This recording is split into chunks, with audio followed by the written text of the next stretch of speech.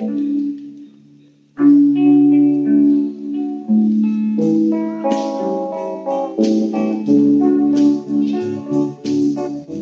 and gentlemen, this next song comes from Tanzania.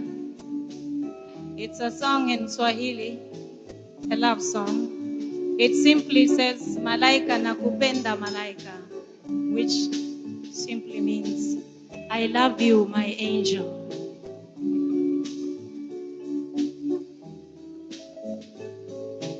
Malaika, nakupenda malaika. Malaika, nakupenda malaika. Ningekuoa madiwe, ningekuoa dada. Nashindwa na mali sina we, ningekuoa malaika. Nashindwa na mali sina we, ningekuoa malaika.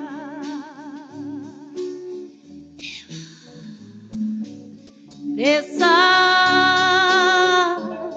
zasumbua roho yangu.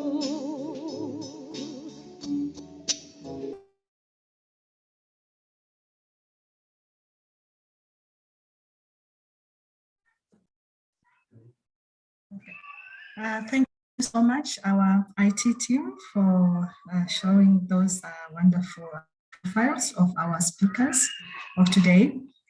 Good morning, good afternoon, and good night, depending with where you are right now. My name is Runyararo Jolin Rukawa. I'm the chair of today's session. Welcome. It is my pleasure to welcome you all to this conference side event, which is focusing on delivering agricultural greenhouses, gases.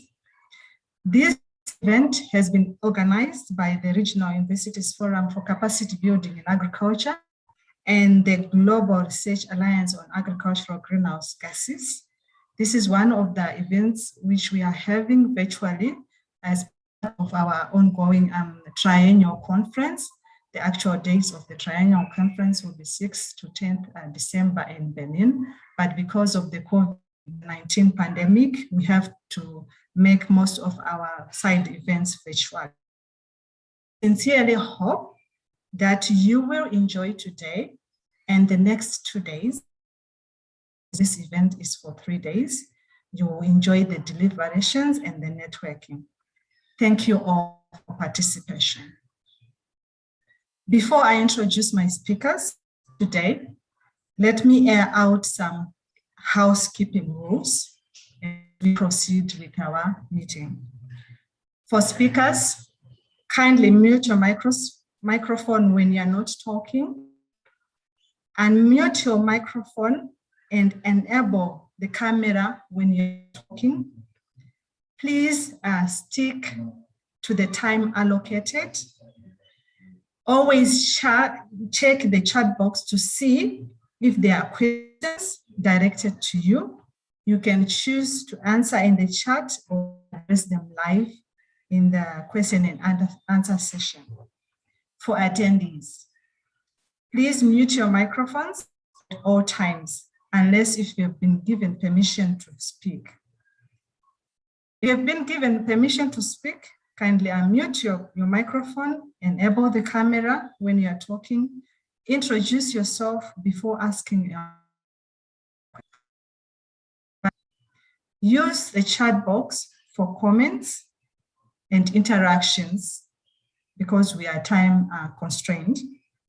For the discussion, if you want to ask a question live, raise your hand, and when given the chance to speak by the moderator, unmute and ask your question.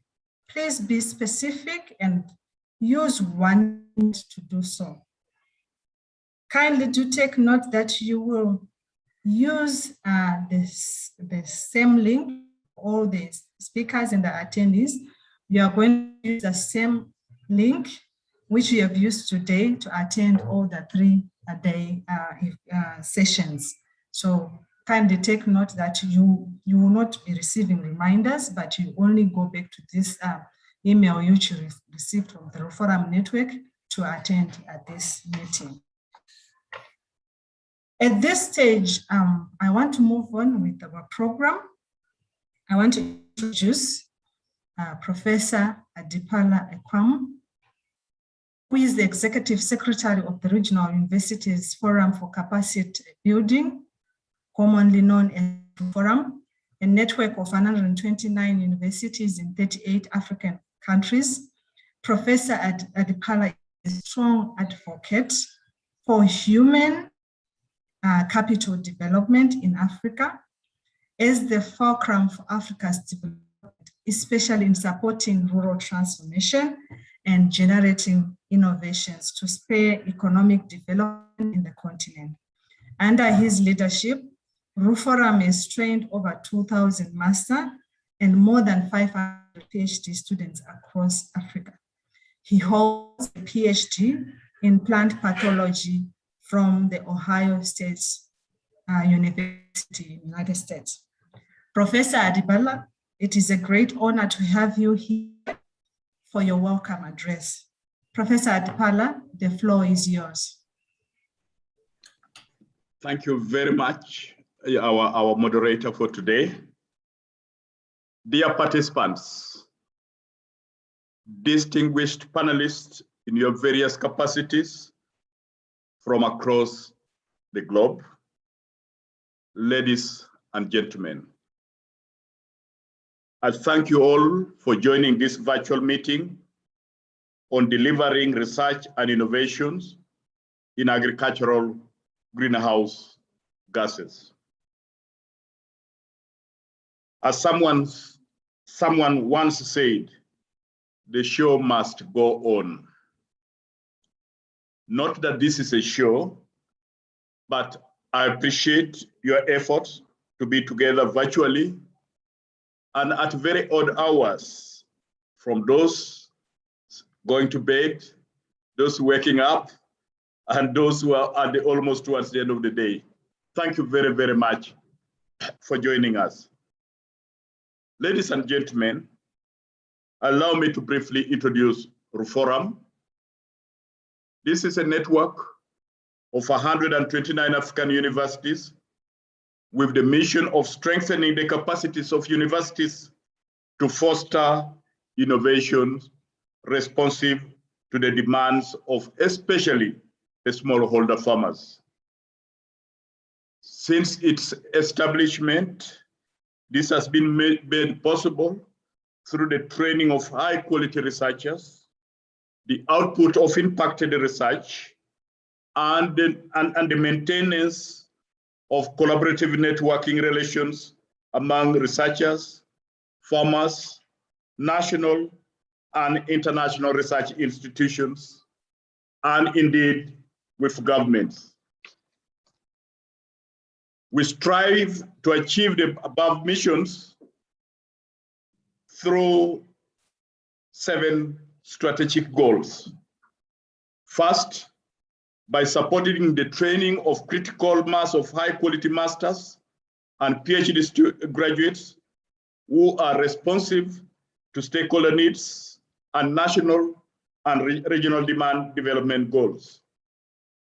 But we have broadened this to include TVETs and undergraduate training with the focus on strengthening entrepreneurship skill development in the continent. Secondly, our second strategic goal relates to increasing the participation and voice of women in agricultural research, production, and marketing. Third, we work towards improving the adaptive capacities of universities to produce high quality and innovative training, research, and outreach activities that contribute to policy and development practice. Fourth, we also work to promote the use of technology to support effective decentralized learning and sharing of knowledge. Fifth, we place special emphasis on developing collaborative research and training facilities that achieve economies of scope and scale. We promote networking of universities across Africa, but we also work with global networks of knowledge centers and other agencies. Sixth, we work towards mainstreaming new approaches within university teaching and research that emphasize quality, innovation, and impact across the agricultural sector's full value chain. And lastly, we work to foster a dynamic research platform for policy advocacy, coordination, and resource mobilization for African universities. Specifically for this event, ladies and gentlemen, as has been mentioned, we organized this event together with the Global Research Alliance in Green Gases, GRA, a collaboration established to deliver research and innovation on agricultural greenhouse gases in Africa. Through this collaboration, RUFORUM is implementing 8 research projects in Uganda, Kenya, Democratic Republic of the Congo, South Africa, and the Republic of Benin in West Africa for participatory action research and training on topics related to the measurement and management of green gas emissions and removals in pastoral and agro-pastoral ruminant livestock farming systems in Africa. Currently, we are supporting the training of 22 master students, of whom 14 are females and 8 are males, in line of our priority of increasing the pool of women scientists for Africa. We thank the government of New Zealand and the Netherlands through the GRA for providing the funding. Ladies and gentlemen, taking into account the effect of greenhouse gases to the world, and that agricultural activities contribute significantly to greenhouse gas emissions, there's urgent need to address the issues related to climate change to avoid the worst consequence of a climate change crisis. This particular event of today is meant to showcase some of the work we are doing in the area of greenhouse gas emission and climate change. Through the current research and other efforts, we seek to work collaboratively in maintaining the Earth's temperature, which currently is associated with frequent and intense fires, floods, droughts, heat waves, and hurricanes, which are tearing through communities, ripping away lives, and causing untold suffering. Ladies and gentlemen, I'm very pleased to know that this event of ours today coincides with the conference of parties, the decision-making body responsible for monitoring and reviewing the implementation of the United Nations Framework Convention on Climate Change. It is indeed my hope and wish that we continue to make our contributions as researchers to those global efforts.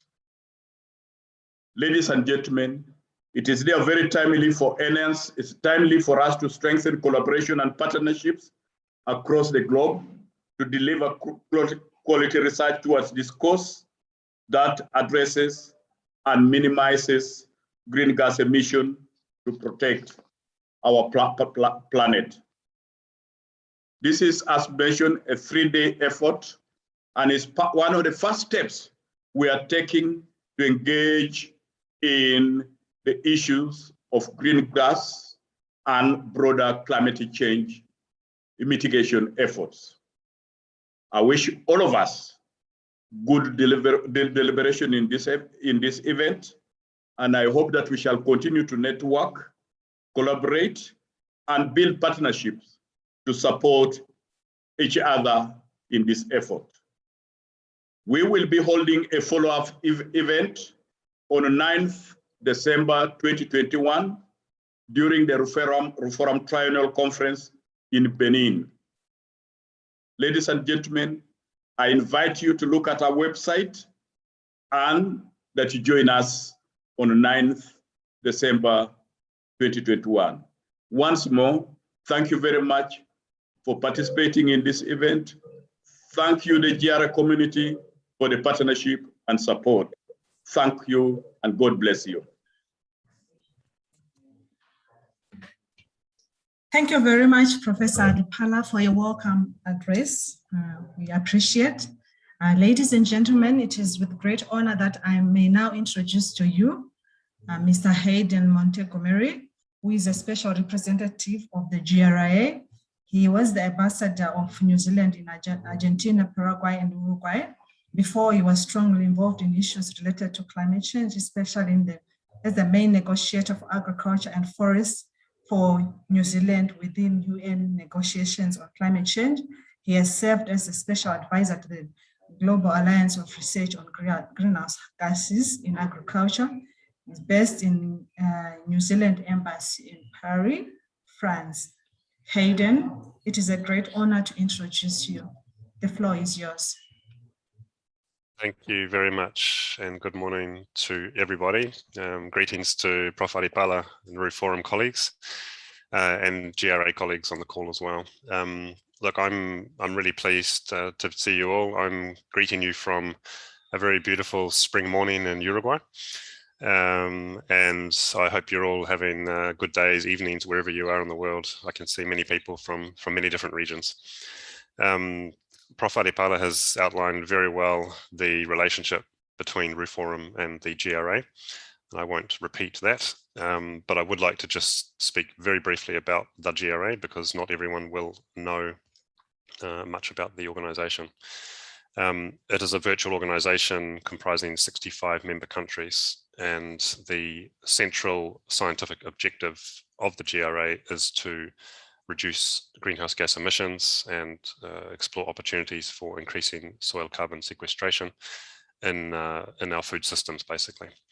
As an organization, you'll see my background has perhaps a logo of the Australian Centre for International Agricultural Research.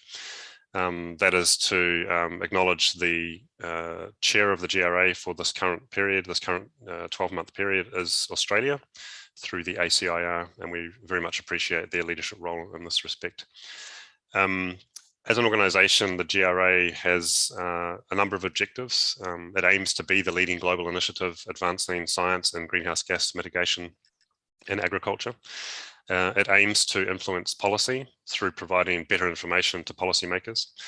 And to do that, we of course need to look at our science system across our membership and ensure that as a platform, we can do everything possible to build capability of our scientists, right from the university, undergraduate, postgraduate degrees to early career scientists. And then as a platform, we try to accelerate the effort via international collaboration. That's our principal objective. RUForum is a very important partner of ours in that effort to build capability in early career scientists. And as Professor Adipala mentioned, we have the 22 master students already underway as part of our first graduate research grants that were awarded in the last couple of years. And we're really, really happy to know that those projects, those professors and those students will be able to present their work during the course of these events. Look, I don't want to take more time because I'd like for us to be able to move on to the agenda. I want to acknowledge from the GRA side the very hard work of Akim Mwapwe, who's with us, who's been spending sleepless nights working with RUForum colleagues to pull this event together, given that he's based down in New Zealand. So thanks very much to Akim. Thanks to everyone for joining us, and I look forward to the discussions. Thank you.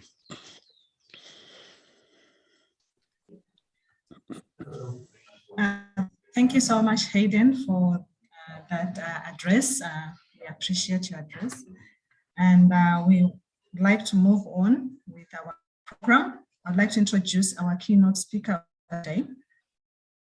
It's Dr. Lindic Dutoit, who is a senior lecturer in the Department of Animal Science and the Faculty of Natural and Agricultural Sciences at the University of Pretoria. His areas of expertise include meeting the challenges to increase the production of quality livestock protein and fiber to meet an increasing demand, adapt to environmental changes and reduce the impact of livestock production system on the environment. He serves as a member of the South African Society of Animal Science and also as a member of the South African Council for Natural Scientific Professionals. He holds a PhD in animal nutrition. Dr. Dutoit, the floor is yours. Good morning, good afternoon, and good evening, everybody across the world. I'm very happy to be with you here this afternoon. Thank you, Jordan, Hayden, and Prof. Adipala. Yeah, looking very much forward to speaking to you today. So I'm going to also get straight, as Hayden said, into the agenda and quickly share my screen with you guys. So just give me 2 seconds.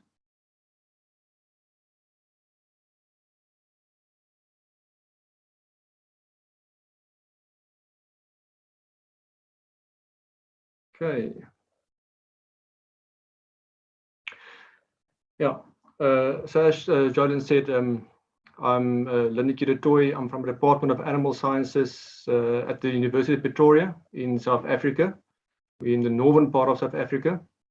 And I was asked by Kim to be part of this meeting and to talk a little bit about the state of mitigation research in the region. I've been involved with greenhouse gas quantification and the development of emission factors and a little bit of mitigation research for the last decade or so. So looking very much forward to speaking to you. I'm going to give you a quick overview of what we're going to talk about today. I'll go through introduction. I'm going to look a little bit about the growth of a cattle population in sub-Saharan Africa, and also the projections of the cattle population moving forward towards 2025 and 2050. We're going to speak a little bit about the vulnerability of a region to climate change. As you know, we're probably one of the regions that's most affected by the effects of a changing climate. We're going to look at the importance of having accurate emission factors, because that's a baseline where we will be able to gauge and evaluate our different mitigation and adaptation strategies and options.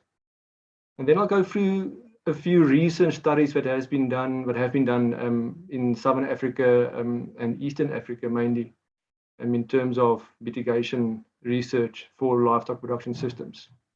I'm an animal scientist, so I will be principally focusing on livestock mitigation and emission factors.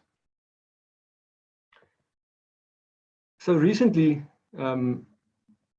the African continent has been one of the most fastest growing regions in the world.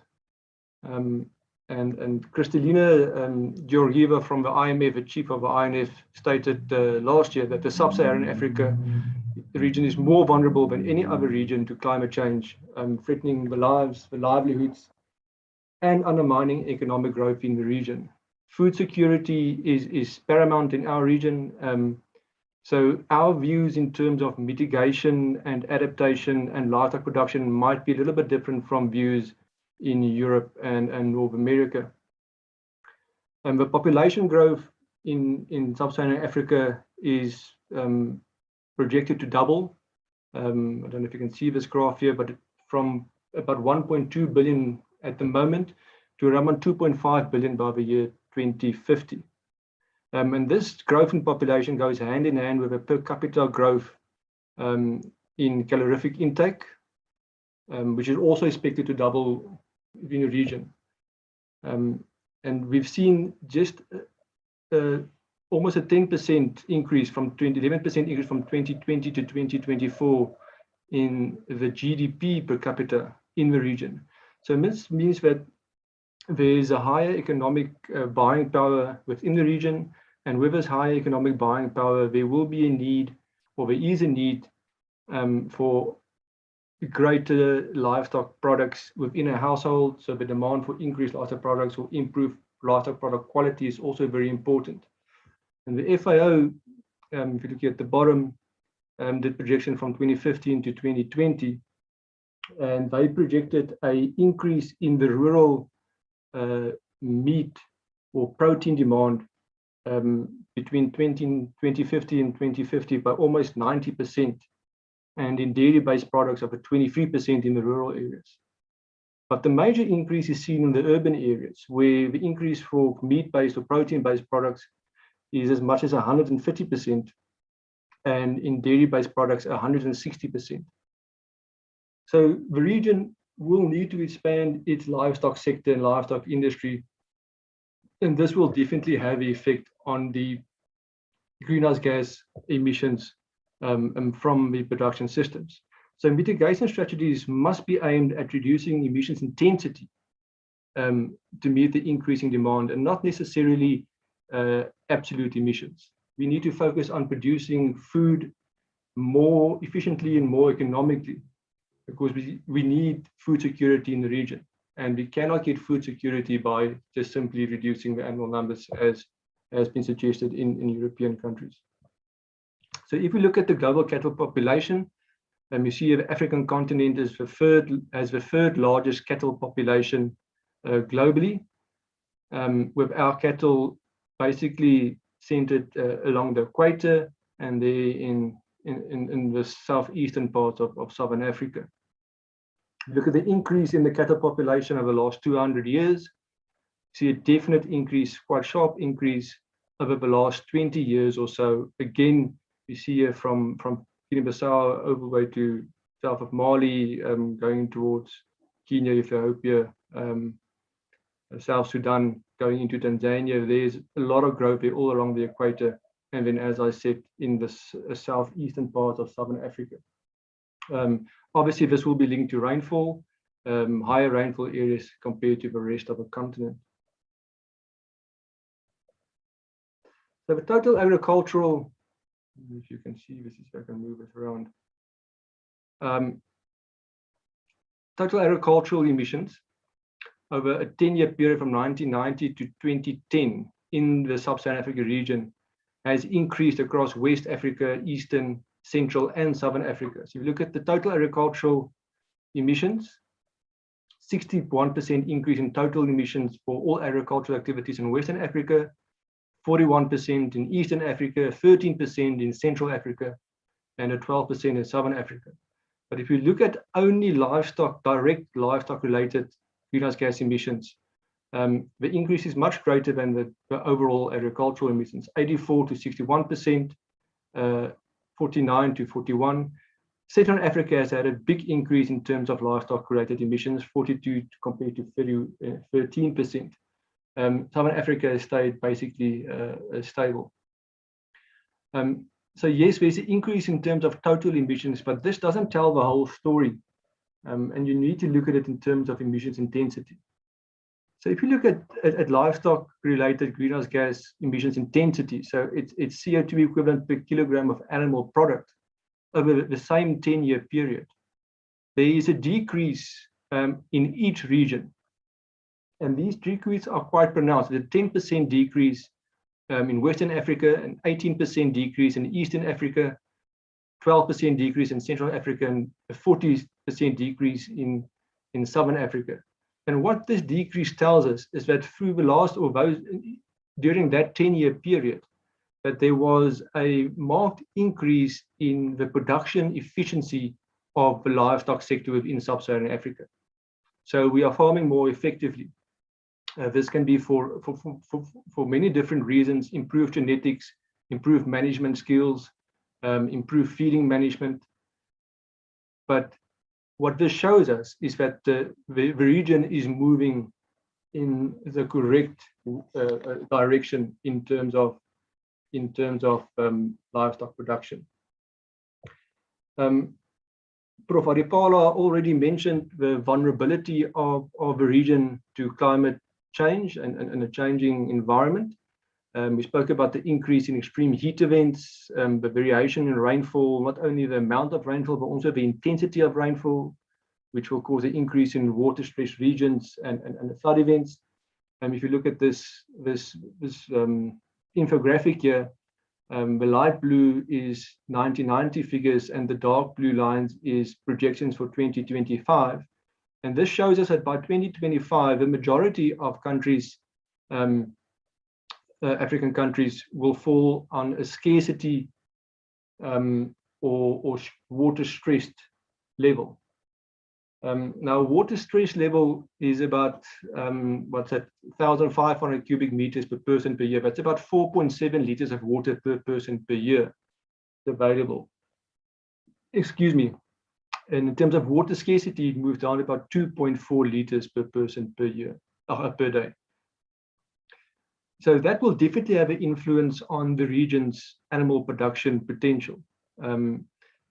Higher temperatures, lower water availability, that will have an influence in terms of feed intake, feed quality. It can lead to an increase in rangeland degradation, which again then will have a effect on the availability of feed, which will influence animal production, also the quality of animal products being produced, and that will lead to higher emission intensities and higher emission, general emission, greenhouse gas emissions within each production system. Dryland crop yield is also expected to decrease over the next 20 to 25 years. Literature shows that almost a 20% decrease in the dryland maize crop of South Africa. Maize is a major food, staple food in our country. So there's definite issues in terms of food security. Maize is also probably the biggest 70% of intensive animal production, feed animal production in our sector. So it will not only have an influence on human food production, but also animal feed production. And thus the competition between animals and humans for available food becomes a bigger issue as climate variability starts to increase. There's also predicted to be a change in the occurrence of and distribution of vector and waterborne diseases, which will have an influence on both human and animal health. Now, speaking about mitigation and greenhouse gas emissions, we need to start somewhere and we need to have accurate figures. So we need to have an accurate baseline in terms of emission figures within a country or within a region, in order for us to be able to evaluate possible mitigation and adaptation strategies and measures, and also to see if what we do in terms of a production management system, if it will have a positive or a negative effect, keeping in mind that we need to think about maximizing production in terms of food security. The accurate and consistent livestock data is very important. Livestock population statistics is a major issue across the region. Most countries will focus on FAO population data, but we need to try and develop within a country a system where livestock population data can be accurately recorded and reviewed. Livestock activity data in terms of herd structures, live weights, reproductive data, and feed quality data is also very scarce. So programs that will enable farmers or build capacity within regions to help farmers to keep better records, to make those records maybe available to a central system where regional or country-specific livestock data can be kept. Maybe we need to start looking into smart technologies in the future. Everybody's got a cell phone these days. Maybe livestock management apps where you can have central weighing stations within a region or in a county or a community, RFID tags used, or the animal weight can be put onto the cell phone app and then from there go to the cloud into a central storage system where those data can be kept safe. NIR technology is becoming more and more prominent. It's becoming smaller, easier to use. So I can't see that we're very far off having an NIR camera in a mobile device. That can be linked to regional feed quality databases, and then that can be used by just taking a picture possibly to determine feed quality and digestibility. Again, that can be linked to a central data system. So staying on getting the numbers right, so the majority of countries within sub-Saharan Africa is using tier 1 IPCC tier 1 methodologies for the emission of livestock greenhouse gas emissions reporting, mainly due to a lack of activity data and country-specific data. Tier 1, they'll typically use FAO population stats and then the IPCC default factors. But there's a need to produce country-specific emission factors. In 2019, Kenya started developing emission factors specifically to their area, focusing on smallholder, mixed crop, livestock, cattle emission factors. In 2013, South Africa produced their tier 2 level emission factors for all livestock categories. These factors are now busy being revised. It needs to be revised regularly, I think. And what the Kenyan researchers showed is that by using a very big data set, going out to the farmers, getting activity data themselves, that the newly developed emission factors were actually lower than the IPCC default emission factors for Africa.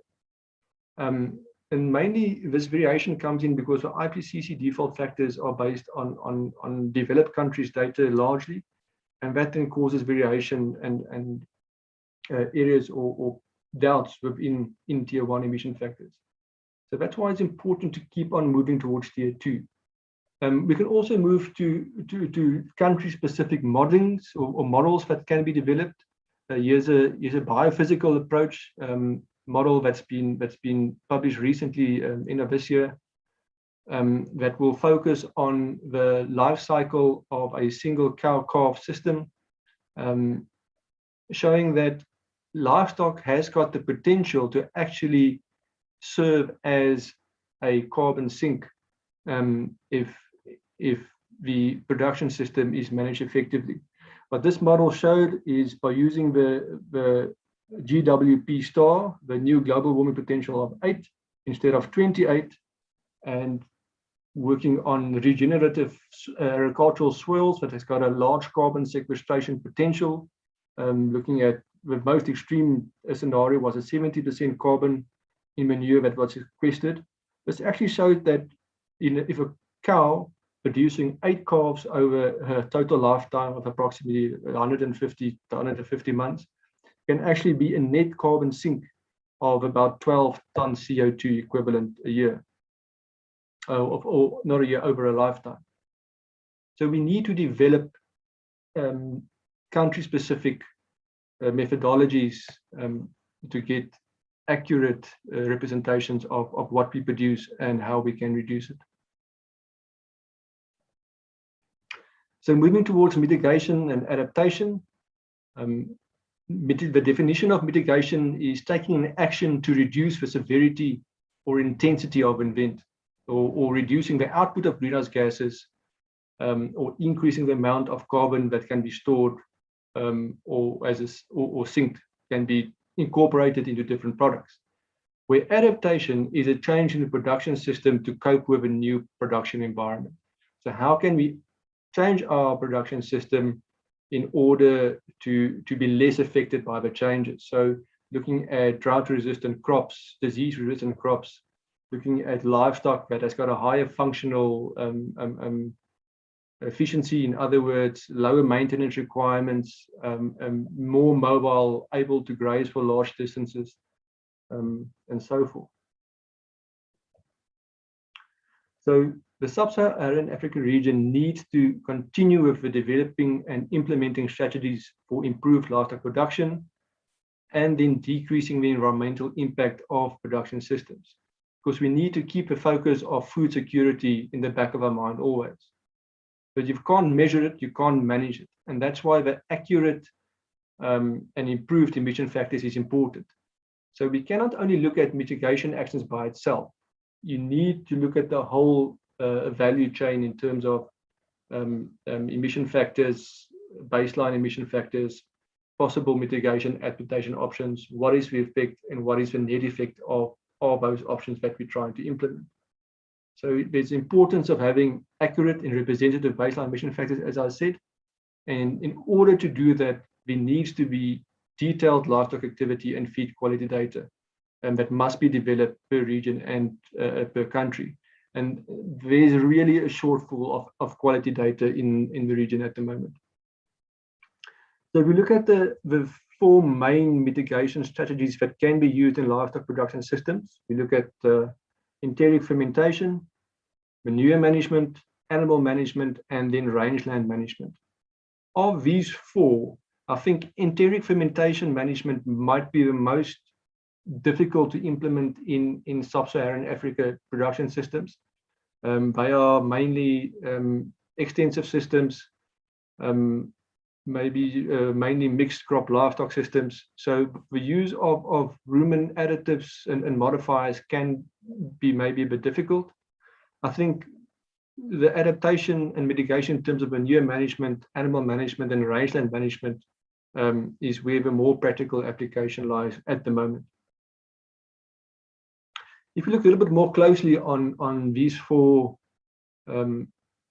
main strategies, you look at enteric fermentation first, in terms of a mitigation potential of enteric fermentation.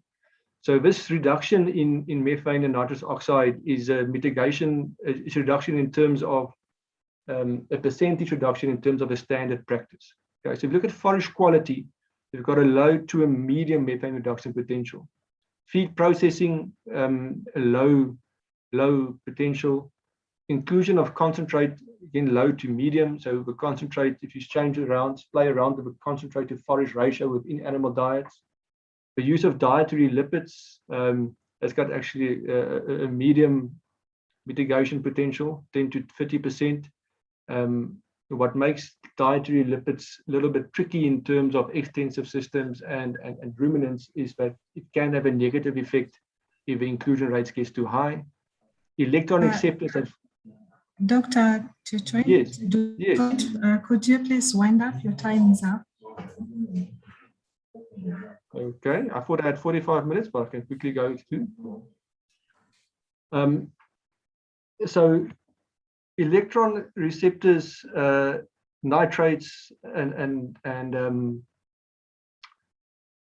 urea can be used, ionophores, and methylgenic inhibitors. All can play a part. Just quickly winding up, I'm going to quickly jump to the management. So increased productivity is important. Genetic selection in terms of livestock, focusing on residual feed intake, improved animal health, improved reproduction efficiency, decreased mortality will all have big influences on the mitigation of greenhouse gas effects. I must apologize. The program I had showed that I had 45 minutes today. So what I'll do is I can make a presentation available to the Secretariat and to Ruhr Forum, and you guys are welcome to contact me if you have any questions. Just last things here. The research in terms of mitigation is fairly limited, mainly due to the available infrastructure within countries and regions. Within East Africa and ILRI, Mazingira Center is probably the flagship there with mitigation or greenhouse gas technologies to measure in vivo and in vitro through chambers or large stock and small stock respiration chambers. In Southern Africa, the University of Pretoria has got small stock respiration chambers and in vitro capacities. The Western Cape Department of Agriculture has got SF6 capabilities for medium to small frame cattle. and the Agricultural Research Center has got soil emissions capabilities and the laser methane detector using detecting relative differences between mitigation strategies. I'm going to be, the rest of the slides were just recent projects and research that's been done within the region in terms of mitigation, looking at feed additives, also looking at rangeland management and alternative forages, where forages have been identified that can have mitigation potential with increased production as well.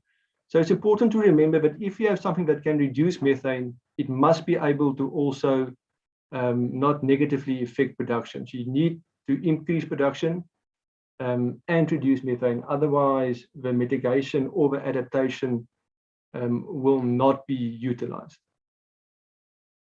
Okay, and then there we go, the conclusion and take-home messages. I think we need to look at the total system, not just when we evaluate mitigation options. We need to look at not only the mitigation of itself, but the effect thereof. So if you look at the increased fertilization to increase crop yield, what is the effect on nitrous oxide emissions from soil?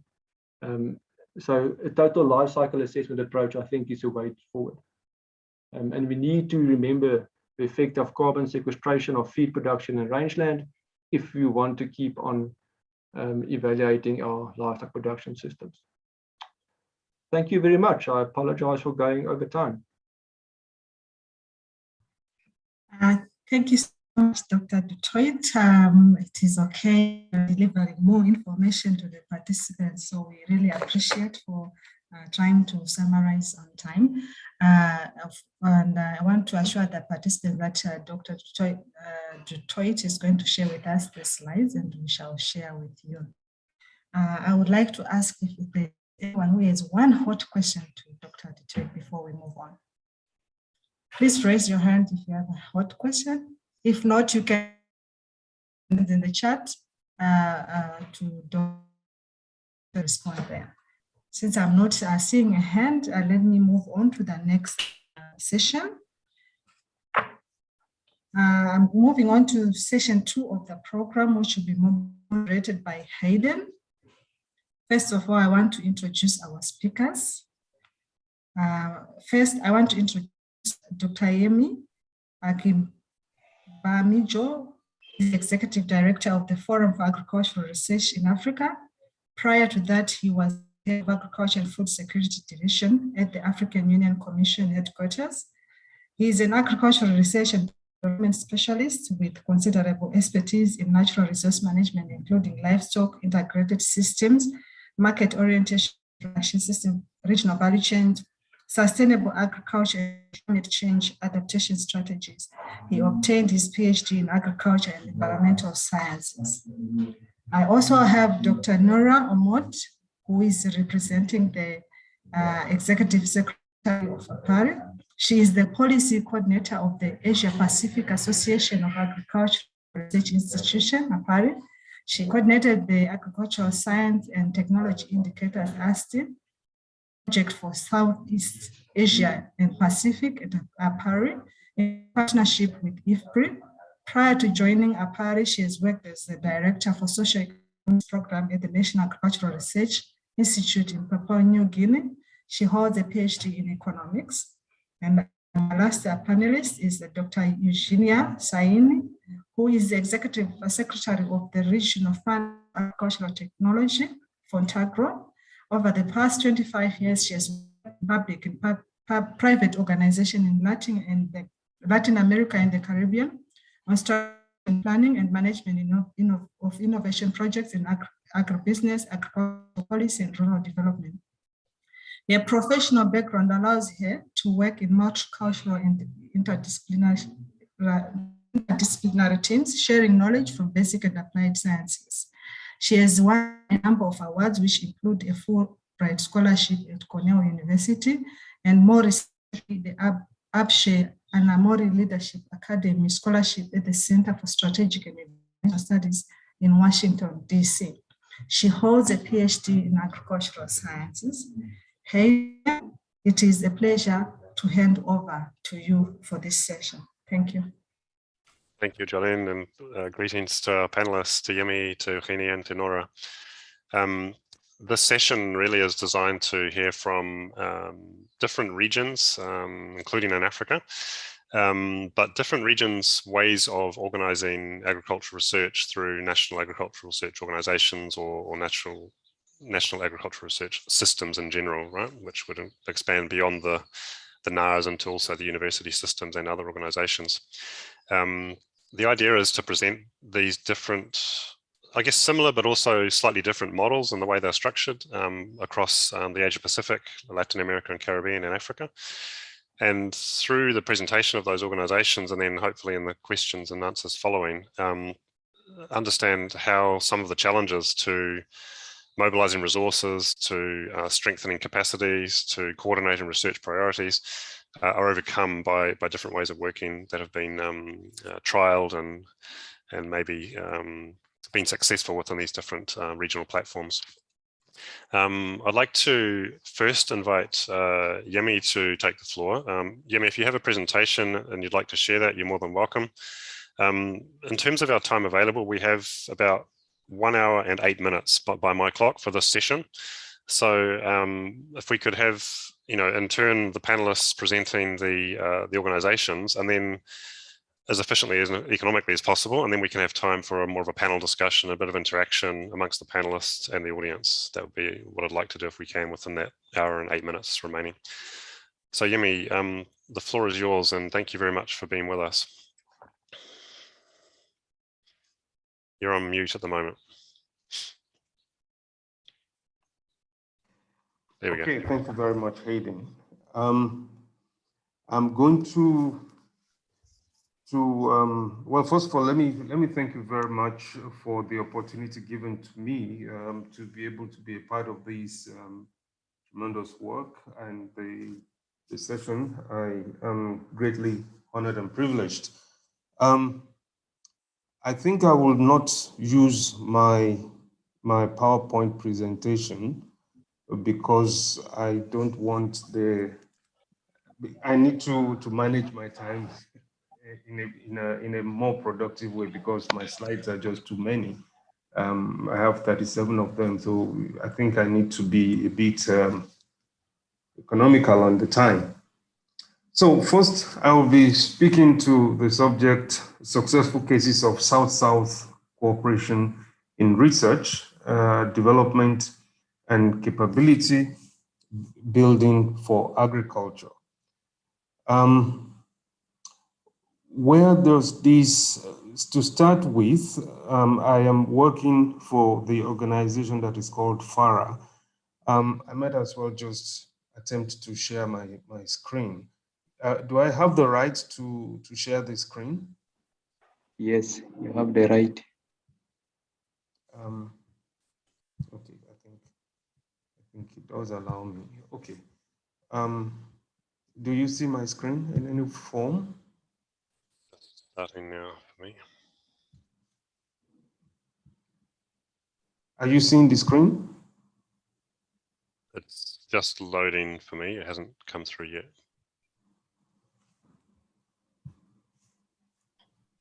It should be on now. Yeah, it is now. Okay. So I will speak to the subject of successful cases of South-South cooperation in research, development, and capacity building for agriculture, but within the general context of containing the menace of climate change and the emissions of greenhouse gases. So my outline is as stated there, some form of introduction, some what I call the voices of reason, then what we're doing in agricultural research or development, what FARA has as an innovation platform model, and some elements of the food system approach, and then some conclusions. So first and foremost, when you look at the diagram here, it presents a very complicated model, but that is the reality. And for us to be able to actually deal with the exigencies of this model in the way that it's affecting livelihoods, we need to build appropriate capacities that will help us to contain this type of challenges. Now, I want to also speak to what I call the divergent views on agriculture and the food needs. The first is that we need to double production on the same land while maintaining or improving natural base. Doing this will require quite a bit of science. The second is the optimistic view that if government and the international community maintains their commitment to agricultural growth through policy reform, there will be no pressure on the agri-food system. But this is an optimistic view. On the other side, the pessimistic view is that it is difficult to expand food output because of the demand on water, fertilization, and loss of cropland to industrialization. But what happens is that in the developed economies, they supply the world with manufactured goods and financial services, while developing world provides the food and natural resources. Now, when we look at what the data is telling us, the global food demand keeps rising due to other factors on urbanization, changing food habits, and so on. But meeting these challenges without going down into what I call the downward spiral would be the biggest challenge that we are facing as a research institution. Sorry, my slide is not moving.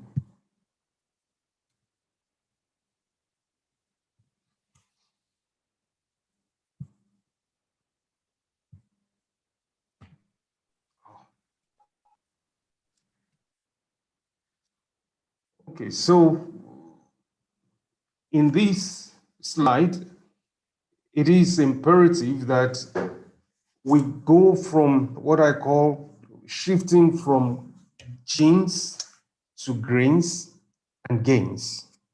So we need to raise the agricultural productivity bar in a way to meet the demands that are upon us as research institutions and the demands that are placed upon us by the constituency that we seek to serve. So what needs to happen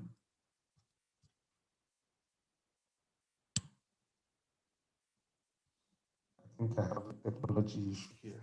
Okay. Is that we set up what we call the innovation system approach that is looking at three areas. One is the biological advantage, and this is where all our the genomics, all the things we're doing in terms of biotechnologies, they're coming in there. Then the mechanical aspect, what we do in terms of using machines, what we do to take a mechanical advantage to reduce drudgery and to create efficiency on the field, including irrigation, water production, water lifting, and power, energy that is required to power these machines. And then, of course, the issue of scaling comes into bear. So, but what we have is that on one hand, the African scenario is full of what we call is run by the smallholder system, and you find that the descriptors of that system is about low productivity, poor returns, low labor. So this is what you have, but you also find that in the context of the production environment, we are in a scenario what I call a downward spiral. Now, why is it the downward spiral?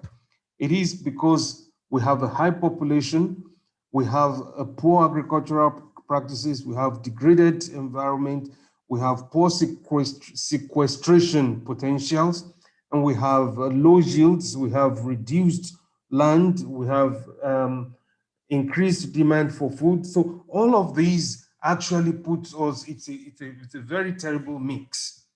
But to get out of this mix, we need to do proper science, and we need to have the capacity to deploy science to be able to shift from the left side of your screen to the right side, where you have good science, where you have sustainable intensification, smart marketing, competitiveness, mechanization.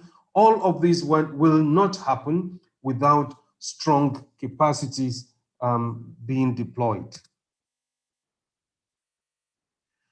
Then I come to what I call the voices of reason. A statement by Akin Adesina, the president of African Development Bank, says, unless Africa uses modern technologies, our farmers' output will remain low and we will remain dependent on others to feed us. So we also have a statement from Bill and Melinda Gates. But what I love the most comes from India. The one Indian, and I mean two Indian gentlemen. One is Swaminathan, says, if agriculture goes wrong, nothing else will have a chance to go right. And the elder statesman Jawaharlal Nehru says most things except agriculture can wait. Now, the import of all of this is that agriculture being science, we need to adopt a science approach. And I'll come to that in a jiffy. So the demands on the food system is to produce on less land, to produce more on less land with less water in conditions of increasing unpredictable climate, reduce the amount of weight losses, and all of this. So the challenge is high, but to be able to meet these challenges, we need to increase the application of science, technology, and innovation. So what we see on the continent at the moment is when you look at this slide, the investment in agricultural research is still very, very low on the continent. So the capacity to deploy science is still a very big issue. And it's all a function of future investments and technologies to be able to, lift this bar. It's a matter of future investments and future technologies, the technologies of the future. And you can only do this by having your capacities built. Now, what has FARA done? What FARA has done, I'm going to speak to the, I think we know all of this, but I'm going to speak to a subject of what we call the help. The help that is at the bottom of this slide. The HELP initiative is an acronym, Holistic Empowerment for Livelihood Program. Now, what does the HELP do? The HELP is set in this kind of a frame that allows us to achieve our sustainable development goals and bringing all the frameworks that are existing in agricultural development on the continent, bringing them into harmony and focusing on the SDGs. But what is crucial here is these two rings you have on the right, which is these two rings on the right that talks about the South-South and triangular cooperations. And FARA has been doing this for quite a while, partnering with Brazil. And the government of Brazil has been helping in a particular project that we call the ARIFA. Now, ARIFA, this is the frame within which we are working to build capacity in the context of South-South collaboration. So we have these in the bigger context of the HELP. The ARIFA is the Agricultural Research and Innovation Fellowship for Africa, where we have a tailor-made training facility that is organized with Global Southern partners. We have with Brazil, we have with Cuba, we have with India. And all of these is all geared towards strengthening the capacity of the human resource that we have on the continent to be able to address the issues of Africa's agriculture. So the intention actually was to be able to, within the context of ARIFA, train some 1,000 agricultural research for development practitioners over 10 years. And it is all in the hope that ARIFA will contribute significantly to the achievement of the continental goals, the Malabo declarations, the Agenda 2063 and the like. So the bottom line is Africa needs a critical mass of agricultural research for development practitioners to be able to accelerate the realization of Malabo. So the current status is that we have some students already with SIAM in Italy. We have some in Brazil. We already placed 181 for the 2020 call. They are already ongoing with masters and PhD. So that is already, and then ongoing negotiation is happening with some institutions, with Wageningen, with India, as I mentioned, and with China. The FARA partnership model. Well, a little bit about FARA. We are a continental organization and a technical arm of the African Union, and we are underpinned by what we call the sub-regional organization. This is basically what we do: advocacy for research, capacity strengthening, knowledge and information exchange, and partnerships. I think because of time, I will skip all the then. A very important element of our work is the science agenda for agriculture in Africa. And realizing the vision is towards keeping Africa food and nutrition secure by 2030.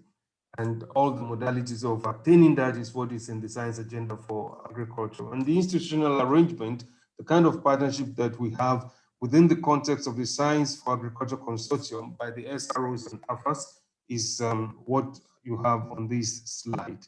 It's a very dynamic cohort of partners.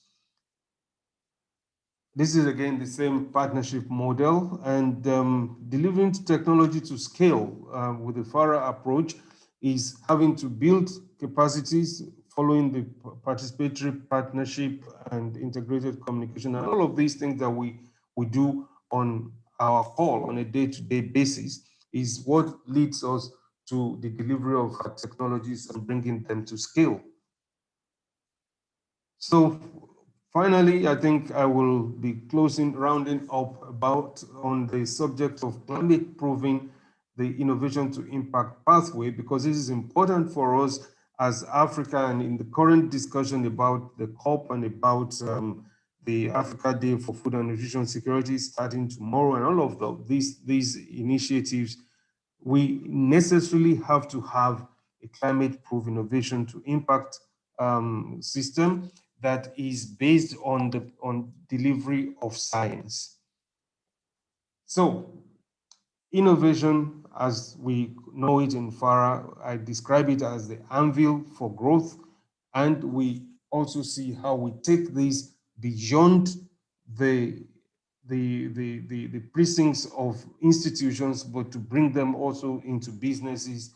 But all of these are within the context of partnerships within the continent and outside the continent, where we have seen that many institutions that have adopted different ways of doing this kind of business have succeeded. The Brazilian model is extremely attractive to us, and if time permits, we'll be talking more about that with time.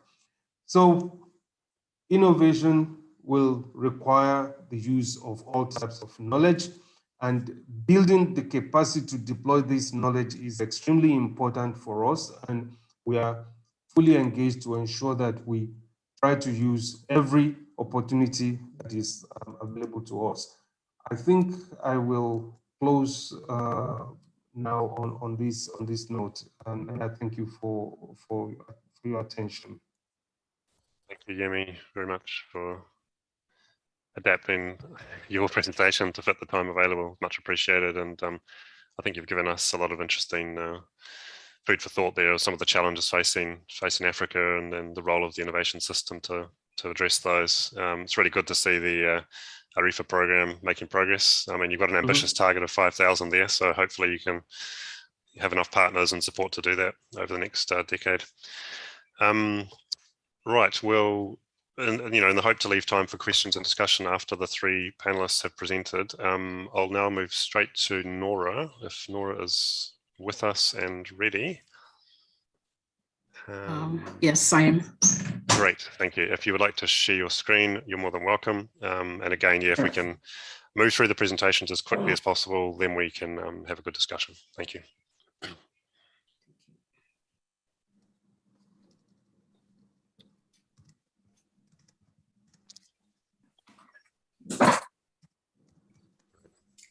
Okay, so my apologies that I will not be showing a video of myself because my internet connection is really terrible and I don't want to get cut off from this meeting.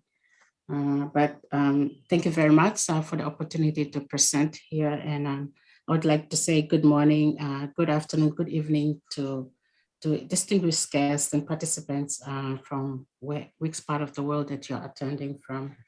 So basically, I will be speaking on the experiences of the Asia Pacific Agricultural Research Institutions. And I've been already been introduced, I need not go there. All right, interrupt you. Could you just hello? convert it into presentation mode, please? Oh, sorry. Sure. Great. Okay. Thank you. Thank you. So my presentation will be in 3 parts, and basically I will be talking about APARI in brief. Then I will just touch quickly also on the challenges that we are facing in terms of funding research and cooperation and addressing the challenges. So on the brief on APARI, APARI was established in 1990 by the FAO initiative. And our members are made up of country members from the National Agricultural Research Systems in Asia and Pacific. We also have members from international research organizations. We have members from the higher education sector, from sub-regional bodies, and from associations, foundations, and trusts. We have 83 members from 33 countries, and as you can see highlighted on the map. And currently our legal status is being revisited as we are now moving out of the FAO cover.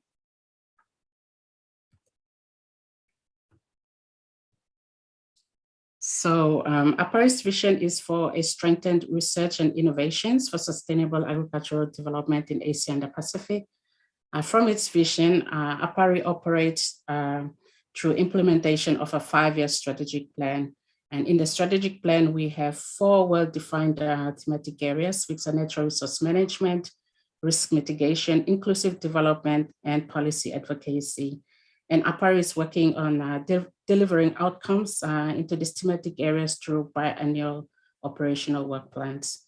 So APARI has co-developed and secured projects, and we are facilitating implementation of these projects within the Secretariat itself, but also among our members and partners.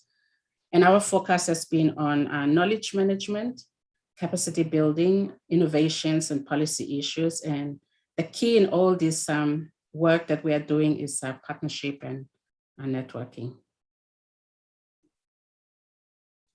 So in terms of the challenges that we are facing on funding and cooperation, so APARI is member-based, and we receive major proportion of our funding from our members in the form of membership fees. And the fees are used mainly for activities for the members, such as capacity buildings and workshops, knowledge sharing events. Besides the membership fees, APARI also receives grants from sponsors. For example, we are receiving grants from the Council of Agriculture from Taiwan for doing mostly conferences, webinars in the APCOAB program that we have. So APCOAB stands for Asia Pacific Consortium of Agricultural Biotechnologies. APARI is also scoping for funds for projects. What we have been doing is that we're trying to make efforts in every way to bring more benefits to our members. So in the education sector, APARI is trying to establish an innovation platform with the support of the Tropical Agriculture Platform, so which is TAP for short. Those who do not know TAP, TAP stands for, TAP was launched at the first G20-led meeting of agriculture chief scientists in September 2012 in Mexico. And FAO was requested to develop to lead this development. So APARI is also working very closely. In fact, our executive, Dr. Ravi, is the chair of the TEP, and he's attending a meeting of TEC, so that's why he's not here, and I'm representing him on APARI's behalf. So, so the innovation platform for the agriculture, for the education sector that we are trying to establish aims to deal with the education side of the greenhouse gas emissions, global challenges, land degradation, etc. Right now, the modalities of the platform is still being worked out, but what we see is that it should be bringing changes in the education sector by bringing element of functional capacities into a university curriculum. And the focus of this functional capacity would be to developing the capacity to navigate complexity, to collaborate, to reflect and learn, and to engage strategic and political processes. And we feel that this is important because sometimes maybe we are not prepared as researchers to be able to freely interact even with the farmers. Maybe we don't know how to collect, collaborate, or to engage in policy processes, and we need these soft skills to be developed. So it is more to ensure success in projects and technology applications. So we have attempted efforts with UNESCAP 2 years ago to strengthen education in Southeast Asia. However, for some reason, this did not work out. And we have also been seeking input from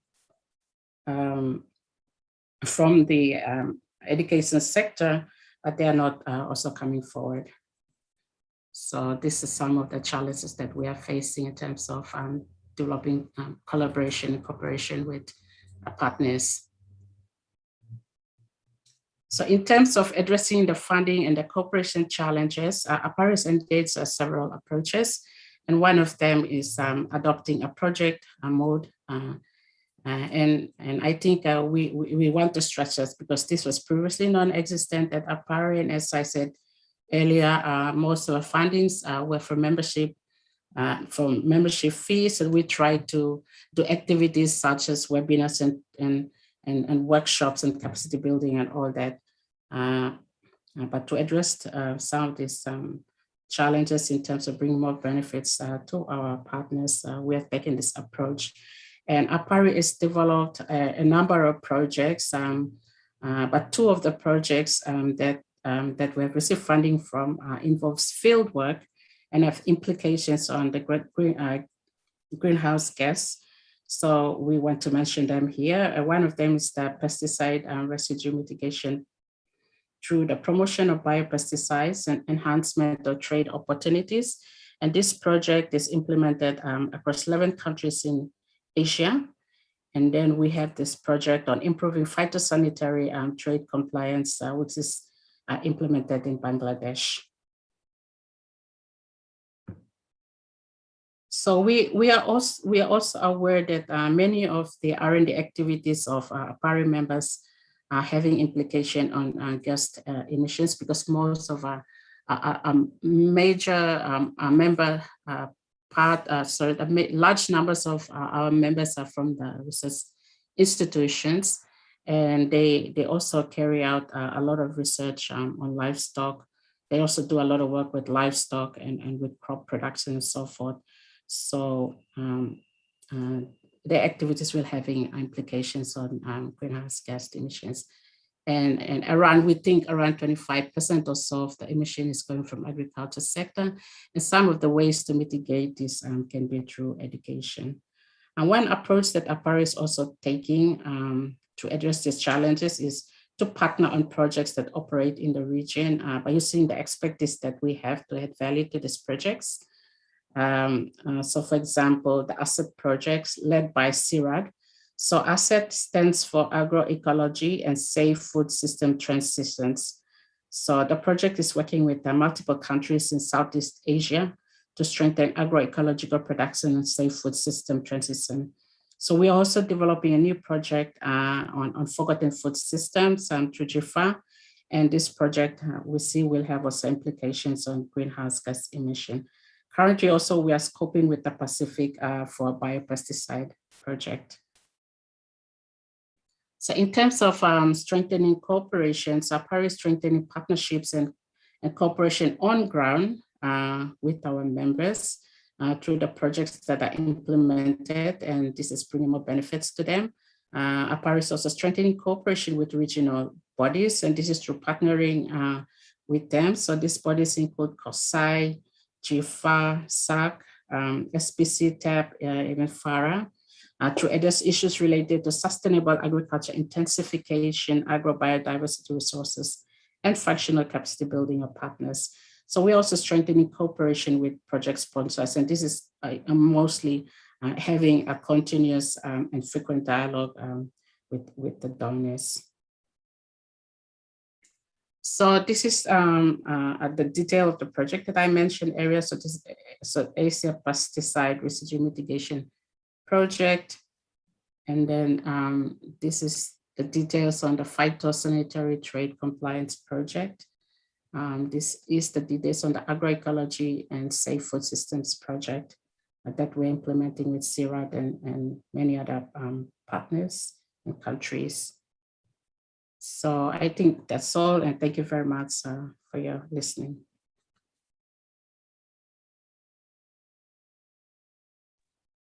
Thanks, Nora, very much for your presentation, and again for being so efficient with time. It's given us sufficient time for Eugenia's presentation, and then we'll have a good discussion afterwards. So without further ado, Eugenia has been introduced. I'll now pass the floor to her, and if you'd like to share your screen, you're more than welcome. Thank you, Hayden. Good morning and good afternoon, everyone. I'm very pleased to be invited and attend to this event. I will share my screen. Hayden, if you can tell me if you can see it, I will appreciate it. Yes, we can see that. Okay, thank you so much. Well, it is a pleasure actually to share this activity with all the organizations. Thank you very much, Roof Forum, for inviting Fontagro, as well as Hayden from the GRA. I would like to introduce you the Regional Fund for Agricultural Technology, Fontagro, which is a mechanism for technical cooperation and resource mobilization in Latin American and the Caribbean countries, and actually also in Spain. All this presentation is online, so you can go later to our website and review it if you need it. We are, as we used to call ourselves, as a unique cooperation mechanism, and something that describes us is that we are constituted for most of the countries in Latin America and the Caribbean, not all of them, just 14 countries and Spain, but also since 1998, we have our own capital through memberships, so through country memberships, which means that we are not linked to annual fees from the different organizations. We already have that funding.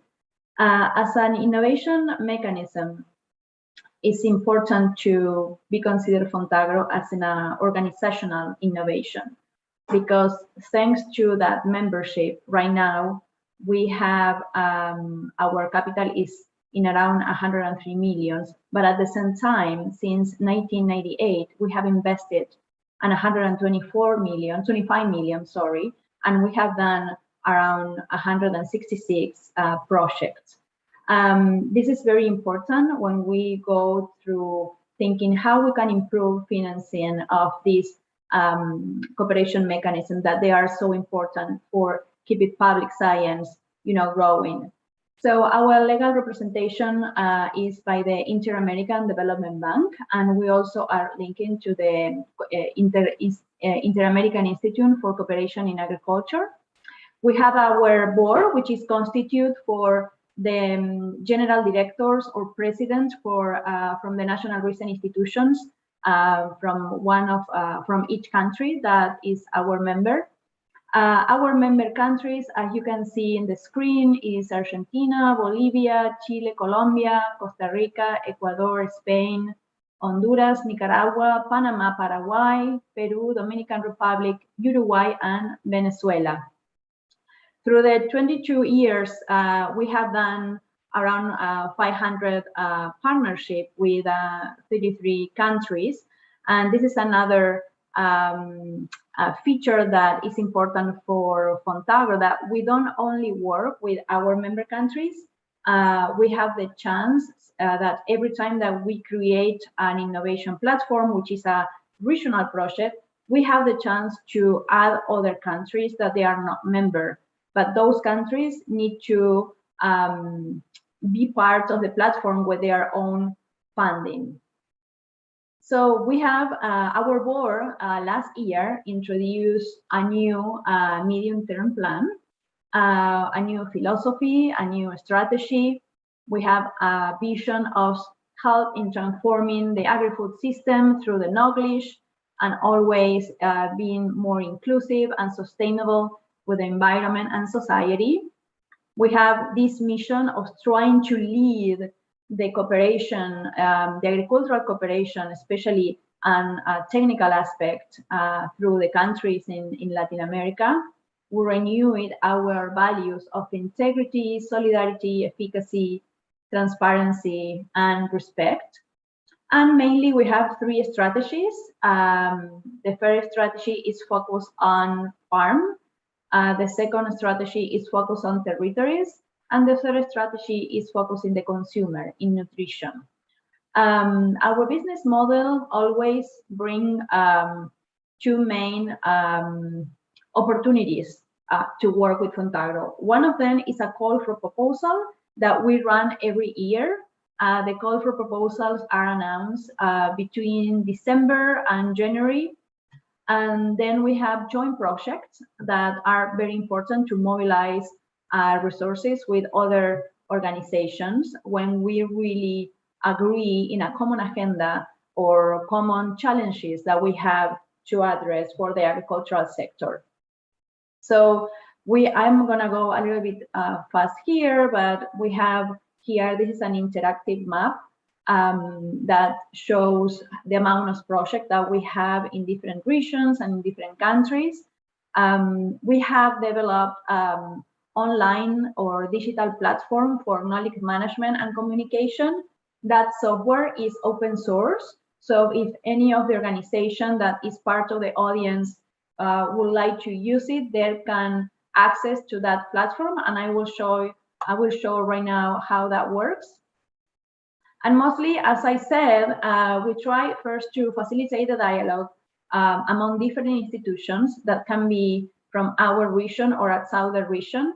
I'm very happy to have this opportunity to meet you all, as well, FARA, RUFORUM, APARI, and I think that there are going to be in the future a lot of other new organizations to whom we can share more information.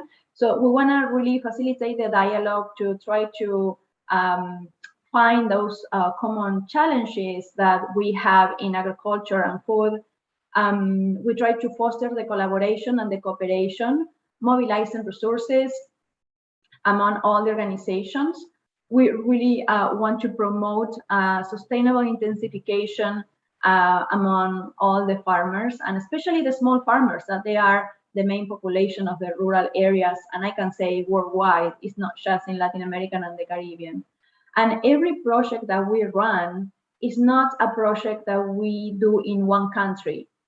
Our project has from 2 until 11 countries. We have one project that together collect 11 countries. So this is why we call that we work by regional platforms, because we work with different countries and different public and private organizations inside each of those projects. It's also important to talk about impact. So we are very happy to have done this study. This was in 2019, where we decided to see, okay, what happened when we invest in science and development? So we took just 7 projects that, as you can see, they have different topics and they have different original investments. And after the work of the economic analysis, we realized that with an investment of 8.1 millions, we achieved to have economic benefits for 83.3 million.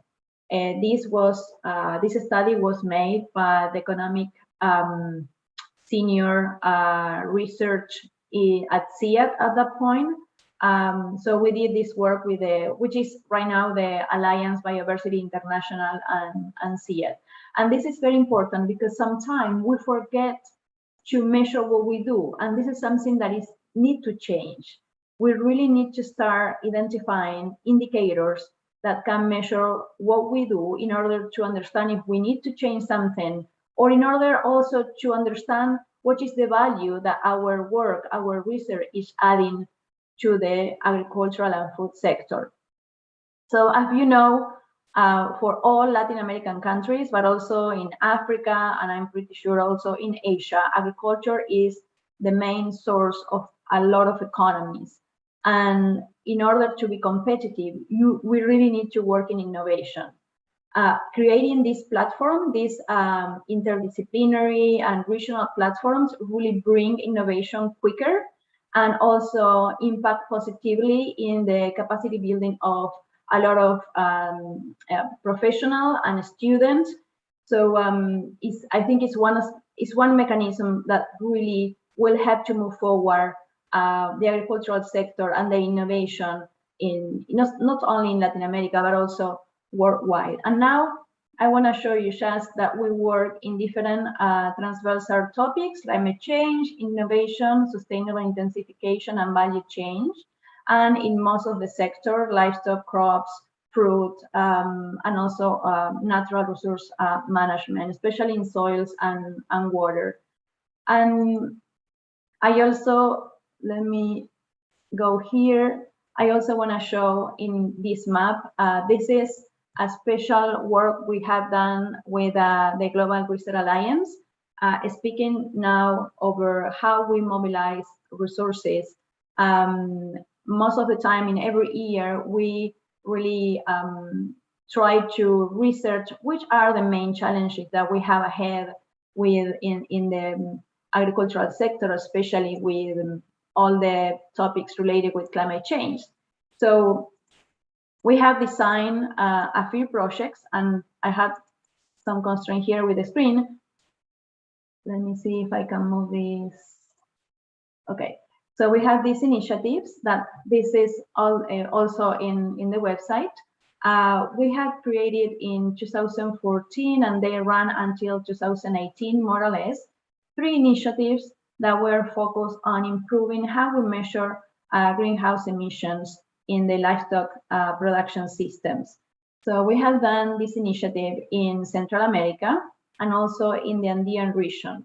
But also we work in trying to foster all capacity building activities for the scientists. I'm not gonna go into the details of the research, but of course, methane is one of the more important source of emission for agriculture in this system. However, all these researchers working with small farmers and in different environmental conditions have found that really when we measure the emissions by farms, of course, if we keep a system approach in how we deal with all the activities that we do inside the farm, the emission can be decreased. And especially if we manage better pasture, feeding, animal health, and we try to improve all the agronomic management that increase productivity, but at the same time decrease those emissions. More details are in those initiatives, so I invite all of you to see it, to review it, and of course, if you have any other question that you want to make, you can send me an email or contact me through the website. Thank you. Thank you, Eugenia, very much. Great. So we have 25 minutes until the next session would begin. So that's ample time for questions, comments, discussion amongst the panelists. I'd invite Eugenia to stay there on the screen if Nora wishes to turn on her camera as well. If the connection permits, that would be great. We could spotlight you perhaps in a panel. I just want to make a couple of observations. We do have a question from someone, which I'll come to as well, and encourage everyone who's watching to post any questions you have to the speakers in the chat, and I'll address those in turn with whomever they're addressed. One of the observations that Nora made with the experience in APARI was the recognition that many activities of APARI would have impact on greenhouse gas emissions. And this is really, really important observation. And it's something that in the Global Research Alliance, we are trying as much as possible to draw attention to. And if I go back to the presentation by our keynote speaker, for those who were here will recall, he said that, you know, without measuring you can't manage. So I guess for me it reiterates how important it is for the sort of science that we are promoting, and some examples have been presented, to better understand the sources of emissions, the quantities of emissions coming from different production systems in situ, right? Not relying on default emissions factors generated in other regions. And until we do that, it will be very difficult to truly understand the impact of activities on greenhouse gases. And even if those activities are not explicitly, you know, addressing mitigation, undoubtedly there will be impacts, as was observed by Nora. In terms of the presentations, just to note to everybody, Yemi from Afara had to leave to another commitment, unfortunately. But of course, any questions or discussions will be captured in this recording of this session. And I'm sure we can follow up with Yemi if there are any burning questions. One question I had, observation for Nora, obviously APARI, you emphasised the focus is on partnerships. That was very clear. And you talked about, I guess, the transition that APARI is going through to a new legal structure, presented some projects, but noted, I think, the challenges in mobilising resources and really trying to get engagement from across the network. One question I had, if you could, was with respect to, say, those projects that have been really successful within the APARI context. Or, you know, not necessarily focused on greenhouse gases, but any projects. Is there anything you would observe about the characteristics of those projects and the way they were structured, or the way the sort of participation or the partnership was designed that made them successful? Is there anything you think could be lessons learned from that? Yeah, okay, thank you, Hayden. I think in terms of the structuring of the project, when we're developing the project, we also, because we have discussed or tried to get from our members what are the areas of importance to them. So basically, when there are ideas for project, or when there's opportunities also coming up to develop projects, we scope amongst our members, and we try to get this feedback from them, what would be important to them. So in that sense, like when we're developing a project, it is also, we try to encourage them to take ownership of it, so that they see that it is something that will be of benefit to them. And so we try to engage, not just implementing the project, but also try to engage in, like, capacity building is always an important part of the projects that we do. And recently, like, we are trying to bring in this functional capacity, which I also mentioned in my presentation. So this is more looking at the soft skills. So there's a lot of, like, in the projects, there's a lot of technical skills being used to implement projects, but sometimes just engaging with people, like maybe engaging with partners, engaging with the farmers themselves, maybe, and usually, like, from our work also, like, the researchers maybe are not good communicators or research also. So it is also that kind of skills on how do you really communicate better your work to the other stakeholders. So we look at all these factors and we try to see, okay, how can we also improve that benefit back to the members. Yeah, thank you. On that one, I'd like to pass to Eugenia to address that specifically. I know you've been working in Fontagro in that exact area, right, with respect to the soft skills or the capacities of the researchers that aren't, necessarily accustomed to dealing with sort of, let's say, the public or society more generally. They're very focused on their core competencies. But maybe you could comment on that particular point before we come back to some other questions. Sure. And in our project that we run together with GRA, we have a specific initiative that talk about how we can improve capacity building in all the scientists and the technicians that were working on the projects. But also we add a lot of small farmers and other stakeholders that were part of the value chain. And I think this is the more important part when we work in this kind of initiative, and especially when we want to really achieve new mitigation and adaptation measures, we need to include all the stakeholders in the value chain. We need a systemic approach. We cannot work in silos. That's why in Fontagro, actually, we launched a scientific committee in this September, because we understand that we need to increase the different disciplines and different knowledge on those platforms or those projects in order to be effective in finding solutions for the challenges that we have ahead, especially with climate change. So this collaboration, cooperative work from the scientists with the rest of the stakeholders, and also, of course, with the farmers, I think is key as a strategy.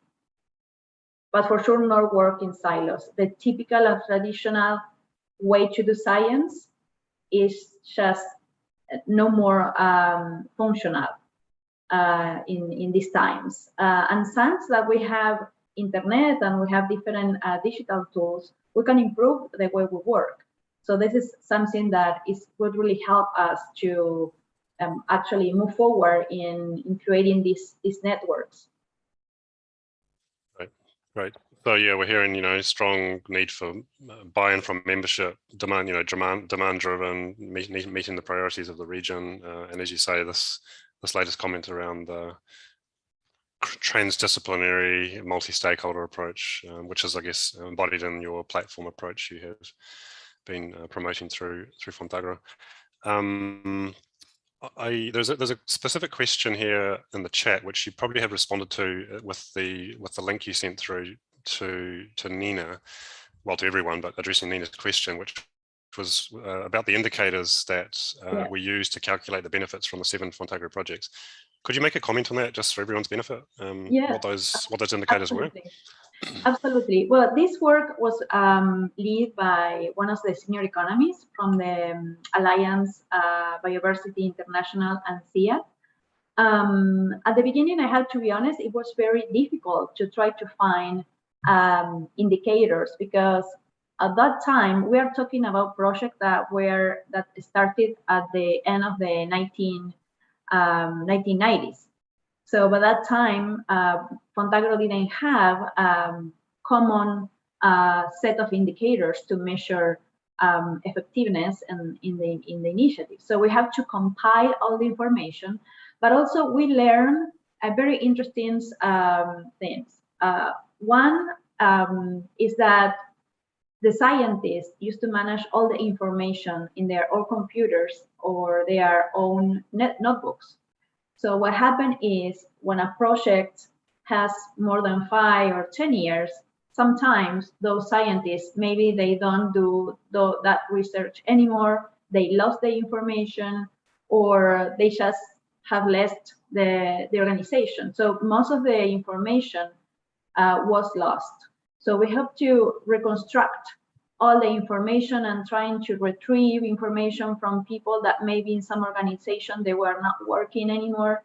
And we realized how important it is to start thinking how we can implement in universities and in national research organization, every organization that does research, a digital system where the information is part of the institution, is an asset, but it's not part of the property of an individual. Because by the time we have to construct all the information, it was really hard. So we agree with a team that have done this research that probably the economic impact, the economic returns on research, on the investment, is probably higher than the $83 million. It's probably higher because in each project, they could measure maybe one component or two from maybe 5, and some information was available in some countries and not in others. So we understand that probably that economic return estimate is higher than we have found. Basically, what we have done is to measure how those technologies that were created or validated, depending on the initiative, impact on prices and quantities. And it was a simple model on economic returns analysis. But this was something that never have done before. And of course, we cannot talk about impact because the methodology to make an impact assessment is quite different, and it had to be designed even at the beginning of the initiatives. But at the same time, to do that kind of research is so expensive. Sometimes it's more expensive than the research itself. So we really are challenged by trying to find how we can design a methodology that can help organizations, directors, policymakers, or people who have to take decision on investment, how we can find methodologies that easily can be applied and can give us that kind of information. But for sure, I think we are in a time where we're really to move forward in using digital tools, actually business intelligence digital tools, to try to retrieve data from the field, retrieve data from the labs, and start understanding the data we collect with different purposes. This is something that never have done before. I think there is, maybe the private sector has this, but not the public sector. And we are in Fontagro, we are working with different startup initiatives that they started to do this kind of work of collecting technical information, scientific information from field. And we expect maybe to be lucky next year to implement in 1 or 2 projects this kind of information system. It's all information system, but that will help to scientists to understand when they have to collect the data, where the data is going to be collected as well, and of course transforms all that information in an asset for the organization. This is very important. It's a very important asset. Kenya, thank you. And you may have read my mind because I wanted to pivot there to the private sector relationships. And I want to throw this to Nora and just hear from the APARI experience and the public-private partnership idea that is often talked about. How successful has that been in the APARI context? Is there any examples you want to point to, or just generally welcome your thoughts before I address some of the questions in the chat? Yeah, I think most of our partnership has been with the public and not so much on with the private. Yeah, just a brief response to that.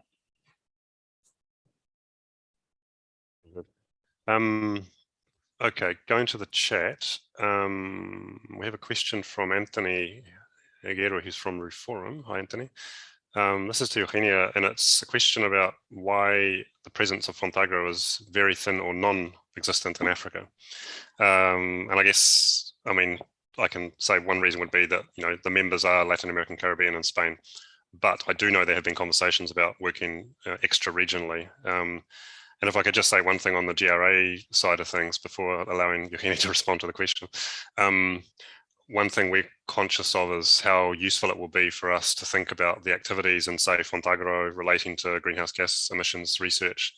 And for example, the Reforum projects that will be discussed and presented during this series, I think in tomorrow's sessions. we're actively looking at how we may integrate some of those projects, you know, around topics where they overlap, and it would be really useful, I think, to think about the data that's been collected in these different regions being pulled together to, well, for the benefit of everybody, right? Helps strengthen the analysis, the analytical strength of our analysis. But anyway, the question's to Eugenia, so maybe I'll let her respond to that. Happy to share with you, Hayden. Well, as Hayden said, we born in Latin American and the Caribbean countries, but since I started as the executive secretary, I thought it's very important to use all the digital tools that we have now to try to be connected, to try to know you. And this is my first participation is in an African forum, so I hope to be more in the future as well. But we are happy to start exploring through FARA and through APARI and GRA and Hayden, how we can start connected all the research that we are doing. And this is a starting point. We are trying to change the traditional work that we have been done that is always focused in Latin America. And we really want to change with all of you everything that scientists from our region are doing.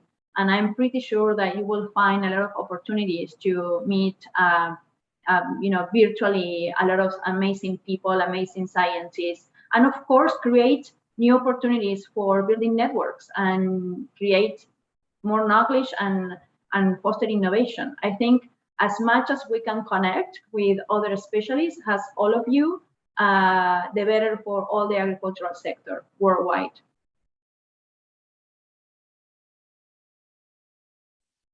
Thank you. I was just delayed, I was on mute. There's another observation here in the chat, which is about one of the constraints to studying greenhouse gas emissions in sub-Saharan African countries, excuse me, is the limitation to access to GC machines, so gas chromatograph machines, and the capacity to operate the machines by technicians from the region. From Abu Bakr. Yes, I mean, yeah, it's not a question, it's an observation, I guess. I guess that's one thing we are very conscious of too in the Global Research Alliance work, and trying to find ways to address that capability gap in the most efficient and effective way possible. We'll probably hear a bit about that during the next, well, we will hear about that in the next few days as well, some specific initiatives to effectively try and understand existing capabilities, infrastructure and human resource, and identify in those places where it may be possible to invest jointly with partners and actually build a critical sort of, you know, regional infrastructure, if you like, which would be for the benefit of more than just one country or the place in which that infrastructure is located. Because you're quite right, it is a bit of a bottleneck. You know, not just the machinery, but more importantly, the people who know how to use it and maintain it in a good working order, calibrate it, etc. And we see many examples where infrastructure is purchased and then is not fully utilized because of lack of training or insufficient training, or not sufficient operational funding or maintenance, etc. And so we are aware and trying to do what we can in our platform and the GRA at least to address that, and encouraging our members to support activities to that end. I don't know whether panelists have any comment on that, on the question of on physical infrastructure, research infrastructure beyond maybe GCs and greenhouse gas, but just generally as sort of how do you view that in your regions, and how has both Fontagro and APARI maybe gone about addressing those gaps? Sure. Thank you, Hayden. I think it's a very good question. And we can talk about the initiative that we ran together with the GRA in 2014. We have a specific team, two projects, one in the Central American region and the other one in the Andean region. But also the teams in both projects were exchanging information, and they did a kind of short visit and training in another country that was the first, that was actually Uruguay, was the first on starting doing these emission measures. So one of the chance or one of the activities that you can run, or you can think about it, is when you design a project, try to have some kind of short funding or include other organizations that they are a little bit advanced on this activity and maybe can train the people in the project. That have to be the first thing that you need to do. You first need people trained in the topic that you need to achieve. And when you achieve that, you can move forward and start validating and using the machines. And even though maybe you can get a machine and share with a few organizations at the same time, maybe you can have two organizations or maybe 2 universities or 3 universities that maybe in the same country can share that initiative. So it's, when we talk about collaboration and be cooperative, it means that maybe sometimes we cannot, and that happened in Latin America, we cannot have infrastructure for everyone, for each organization individually, but maybe we can have infrastructure for one organization, one university, or one national research institute, and then others can share that space and do their research. This is something very important that is actually implemented in Argentina and Colombia. I have been traveling to those countries, and in those national research organizations, they invested in infrastructure because they could do it, but at the same time, they rent or they share the space and the infrastructure for other scientists, even though for the private sector to do their research and use the information. So in that way, you don't have to duplicate the investment. And this is very important because this is something that happened also with soils labs. We have in different countries in Latin America a lot of soil lab, and maybe they don't have another infrastructure that is important. So in order to be more organized, I think it's important to have like an inventory in each country of which infrastructure capacities they have and which infrastructure capacities they need, and then coordinate with the different institutions in how they will get that infrastructure. But for sure, avoid duplication is very important. Nora, any comments with respect to trainings of human capability infrastructure in the APARI context? Yeah, I think a very quick comment. As I mentioned in my presentation, that the Secretariat, we are not implementing projects directly related to greenhouse gas, but we are aware that the members are implementing a lot of projects in that. And one thing that APARI is taking note of is that we need to consolidate that, need to really get this kind of information, and also to see what kind of facilities is there, what kind of activities they're doing, whether they're mitigating or adapting to these greenhouse gas issues. So that's something that APARI will need to consolidate all this information towards. Yeah. Thank you. Yeah. And look, we're really, really interested in talking with you about how we may assist in doing that as well. We have a number of member countries within the APARI membership as well. And so if there's any chance to collaborate on that kind of stock taking, if you like, of current situation, Yeah. we'd be very interested. Yeah. Hayden, can I make one final comment? Sure. I'm sorry. I want to pick what is right in the chat about the climate hub. And I think since we have internet and we are able to use all these digital tools, and most of them are free, please use it. And don't forget that in the internet world, we don't have like any border to exchange information and work in collaboration. So I think we need to think in a new way to work, which is not just thinking in the border of each country geographically, but more like in international hubs, network of scientists that they have now tools to start connecting and exchanging key information.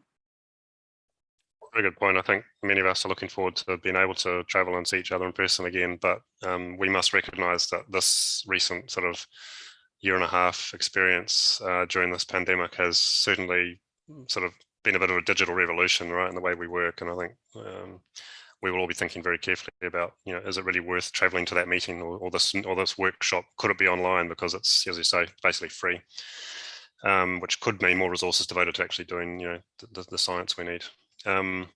Look, we're right on time, so I won't attempt to kind of wrap up this in any sort of summary way. Just one response to another question in the chat about funding opportunities for PhDs. Certainly, RU Forum, I know publish a number of opportunities regularly. In the GRA context, we have a number of opportunities that we make visible or offer through our own organisation relating to climate change mitigation primarily, but also a bit of a connection to adaptation. So I think, keeping in touch with the RU Forum, with the GRA, etc., FARA presumably as well with the ARIFA program, there will be opportunities for study in climate change and agriculture made available. So look, as I say, I'm not going to try and summarize substantively, but just to thank Eugenia, thank Nora, thank Yemi in his absence for joining us. I know you're all extremely busy. It's much appreciated to have your time and your insights and your experience. Your organizations as well. Thank you. And hopefully this will be a bit of a stimulus to some inter-regional discussions, and from the GRA perspective, absolutely keen to be involved in those, if we can help in the greenhouse gas mitigation work. So with that, I'll pass back to the session chair, and thank everyone for their attention and for their questions.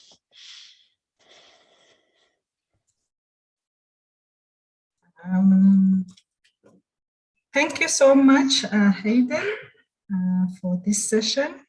Thank you to Dr. Yemi, Dr. Omot, and Dr. Saini for their presentations and what they shared. We really appreciate. Moving on to our next session, which is the last session of the day. Let me introduce our moderator, followed by our presenters.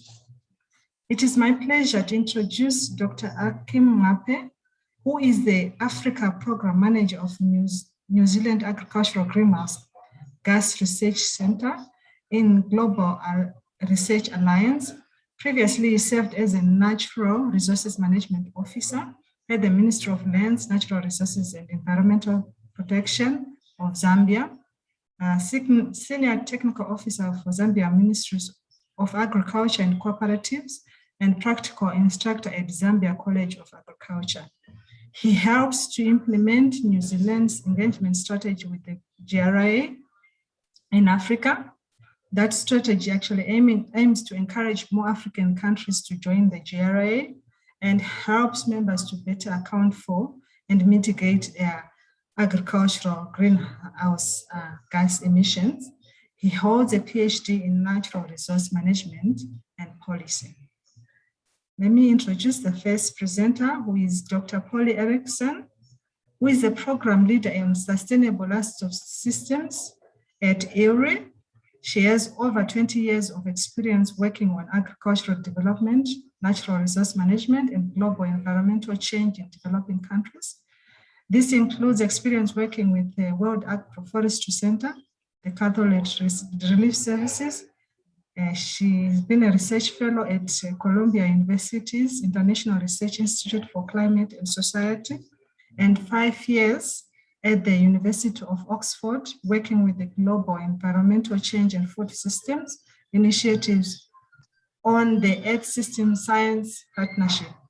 She also leads the environment flagship of the Livestock Agri-Food System, CRP, and serves as the EURI contact point for CCAPS. She holds a PhD in soil science. Our last presenter is Dr. Loy Bishot, who is the principal scientist and leader of the Land Restoration Group at the International Center for Tropical Agriculture, CIAT. Before joining CIAT, he served as a director of forests and environment at the Center for International Forestry Research, worked with the Intergovernmental Panel on Climate Change, and has previously lived and worked in Burkina Faso, Senegal, Brazil, Kenya, and Indonesia.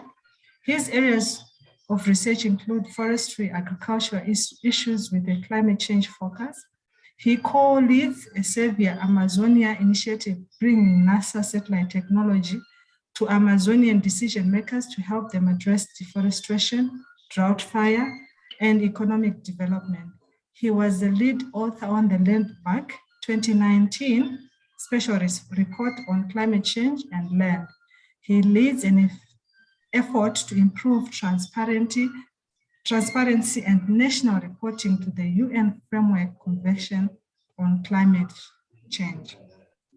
Akim, it is my pleasure to hand over this session to you. Thank you.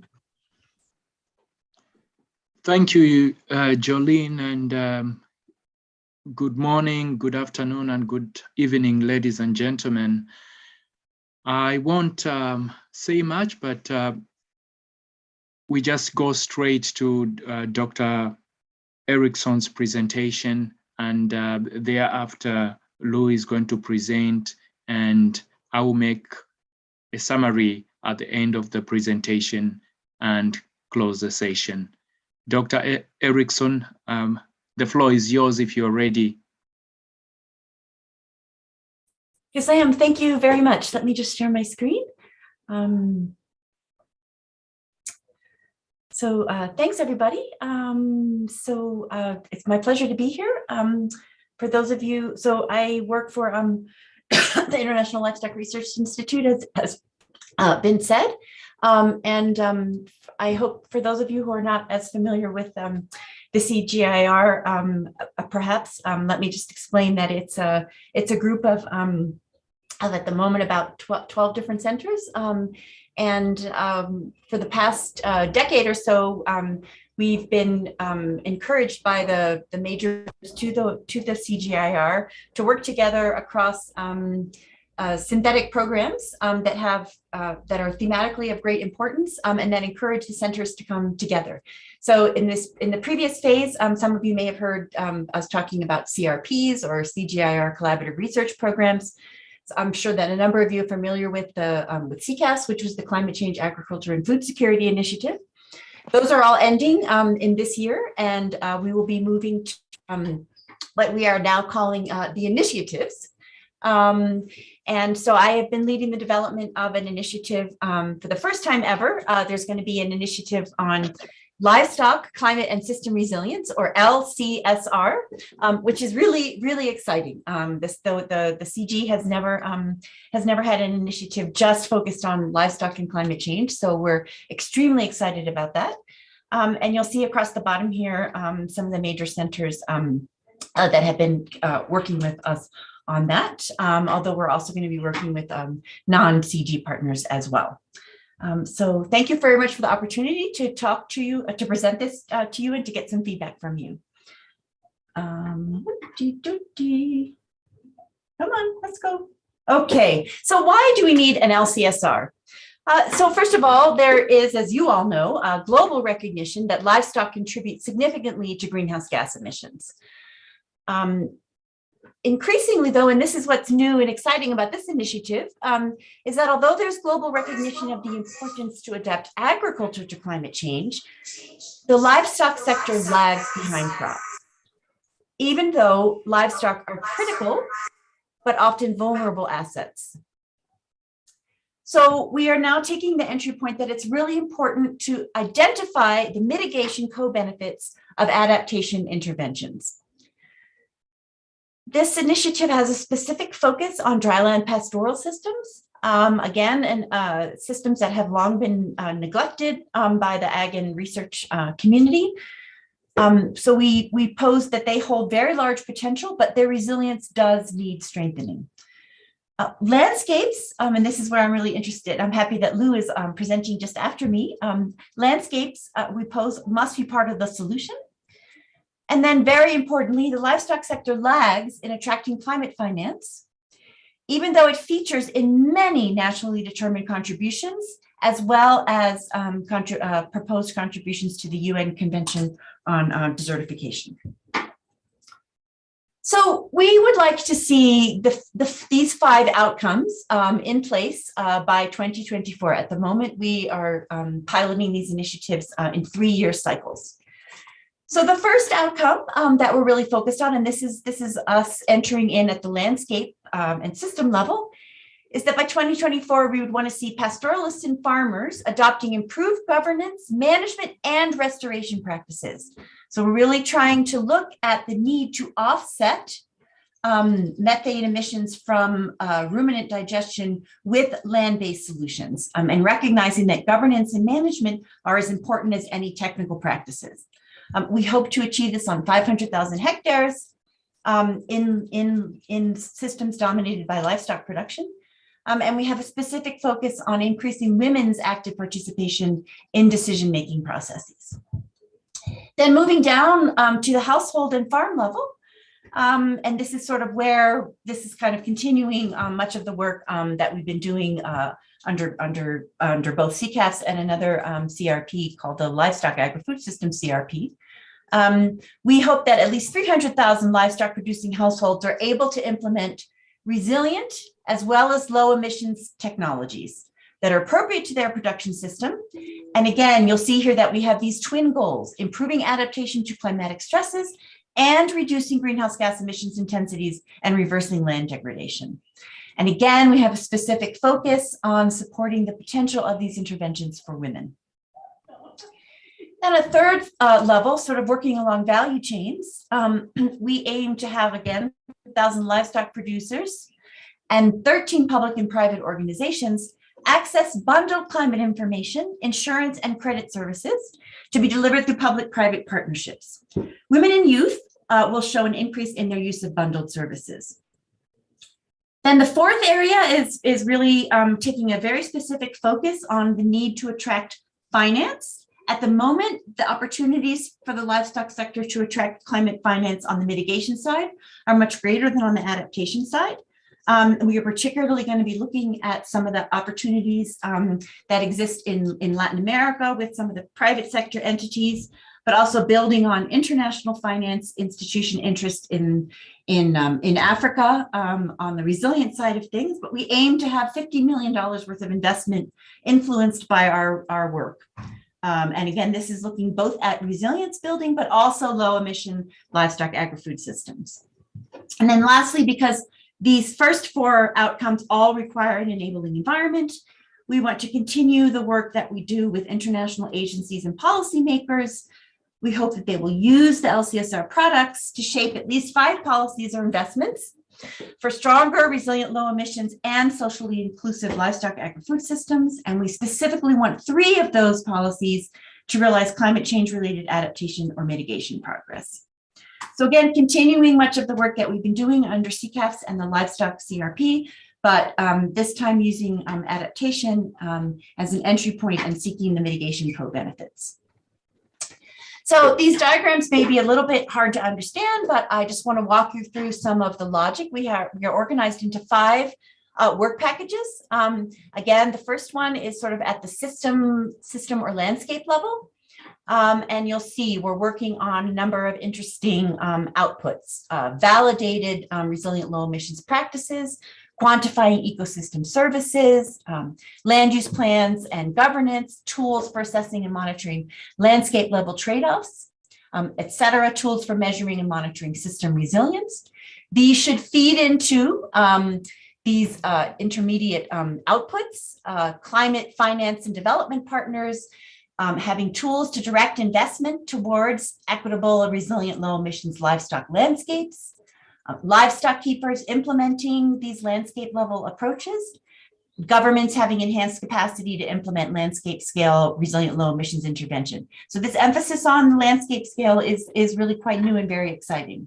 Again, with the overall outcome, the one that I read to you before. The next work package really focuses on-farm technologies in the social context. So improving local adaptive capacities and inclusive scaling mechanisms. This next phase of research in the 1CG is really supposed to be about taking innovations to scale. So again, we're talking about validated technology packages, methods and tools for multidimensional trade-off analysis, methods and tools for socially inclusive scaling, methods and tools for producer-led innovation and scaling. Again, leading to some of these intermediate outcomes. So of interest for some of you, data sets for MRV and adaptation tracking, trade-off analyses for inclusive scaling of resilient low emissions practices, analyses of socially differentiated adoption capacities and impacts. So again, because we work in the space of research for development, it's not enough just to have the mitigation goals on their own. We need to pay attention to these equity considerations as well. And then a lot of the trade-off analysis will be done looking at, are we really able to capitalize on the mitigation co-benefits of adaptation interventions? The third work package is digital services to manage climate risk in livestock agri-food systems. At the moment, I have to confess, this is really focused on the resilience building and climate adaptation side. I have been asked in a couple of recent discussions, what about capitalizing on the digital opportunities for sharing information about emissions, tracking MRVs? I'd be interested if any of you have ideas on that. So again, we're looking at global and local tools for delivering climate information services. Because we really need to work with the private sector to make these platforms and bundling of schemes sustainable.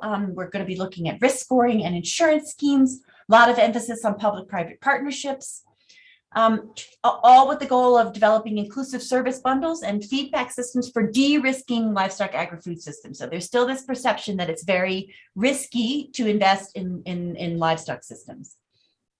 Some of the intermediate outcomes that we want to see are national hydromet services and ministries of agriculture's co-producing gender-sensitive information services. So a lot of concern that we not exclude women as well as youth because we're focusing on using smartphones and digital platforms.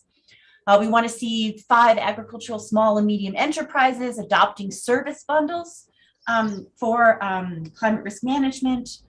5 financial service providers in 5 countries adopting digital risk scoring systems, offering new service bundles. Again, getting government buy-in to promote risk management options at multiple scales. The fourth work package is financing the transition to resilient livestock agri-food systems. So building on what I said earlier, that there's still this perception that livestock systems are quite risky to invest in. We know that we need to do a lot of homework with both the public and private investors that are interested in green finance opportunities, whether it be large institutions like the Green Climate Fund or small, not small actually, large scale beef processing firms like Minerva in Brazil. Or Colombia. We really want to try to understand why they perceive the livestock systems to be risky, to help us work with them to develop standards that meet their needs to ensure investment. So that's what a lot of these green boxes are about. It's the evidence that we can have resilient livestock. It's projecting what livestock benefits might be. Key performance indicator assessment for investments, validated guidelines and protocols for these key performance indicators, lots of work on traceability tools, monitoring investments in reference systems. I mean, this sounds a bit like sort of project level MRV, but it's really, again, important to investors. Yeah, and then lastly, what have I done again? Oh, whoops. The last work package is this emphasis on improving the enabling policy environment. Again, of interest to you is continuing to work on MRVs, but integrating this with climate change adaptation and land degradation neutrality tracking systems and data.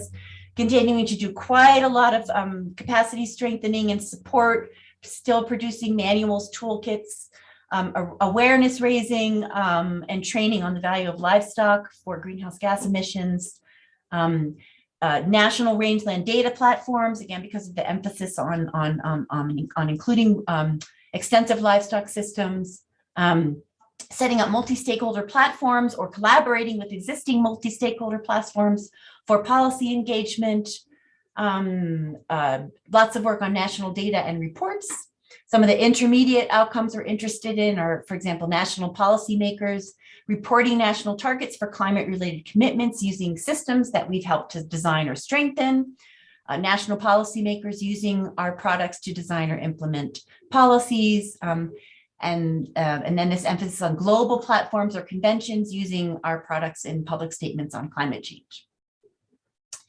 So we want to initially work in these countries: Kenya, Ethiopia, and Tanzania, Tunisia, Colombia, and Guatemala, Senegal, and Mali.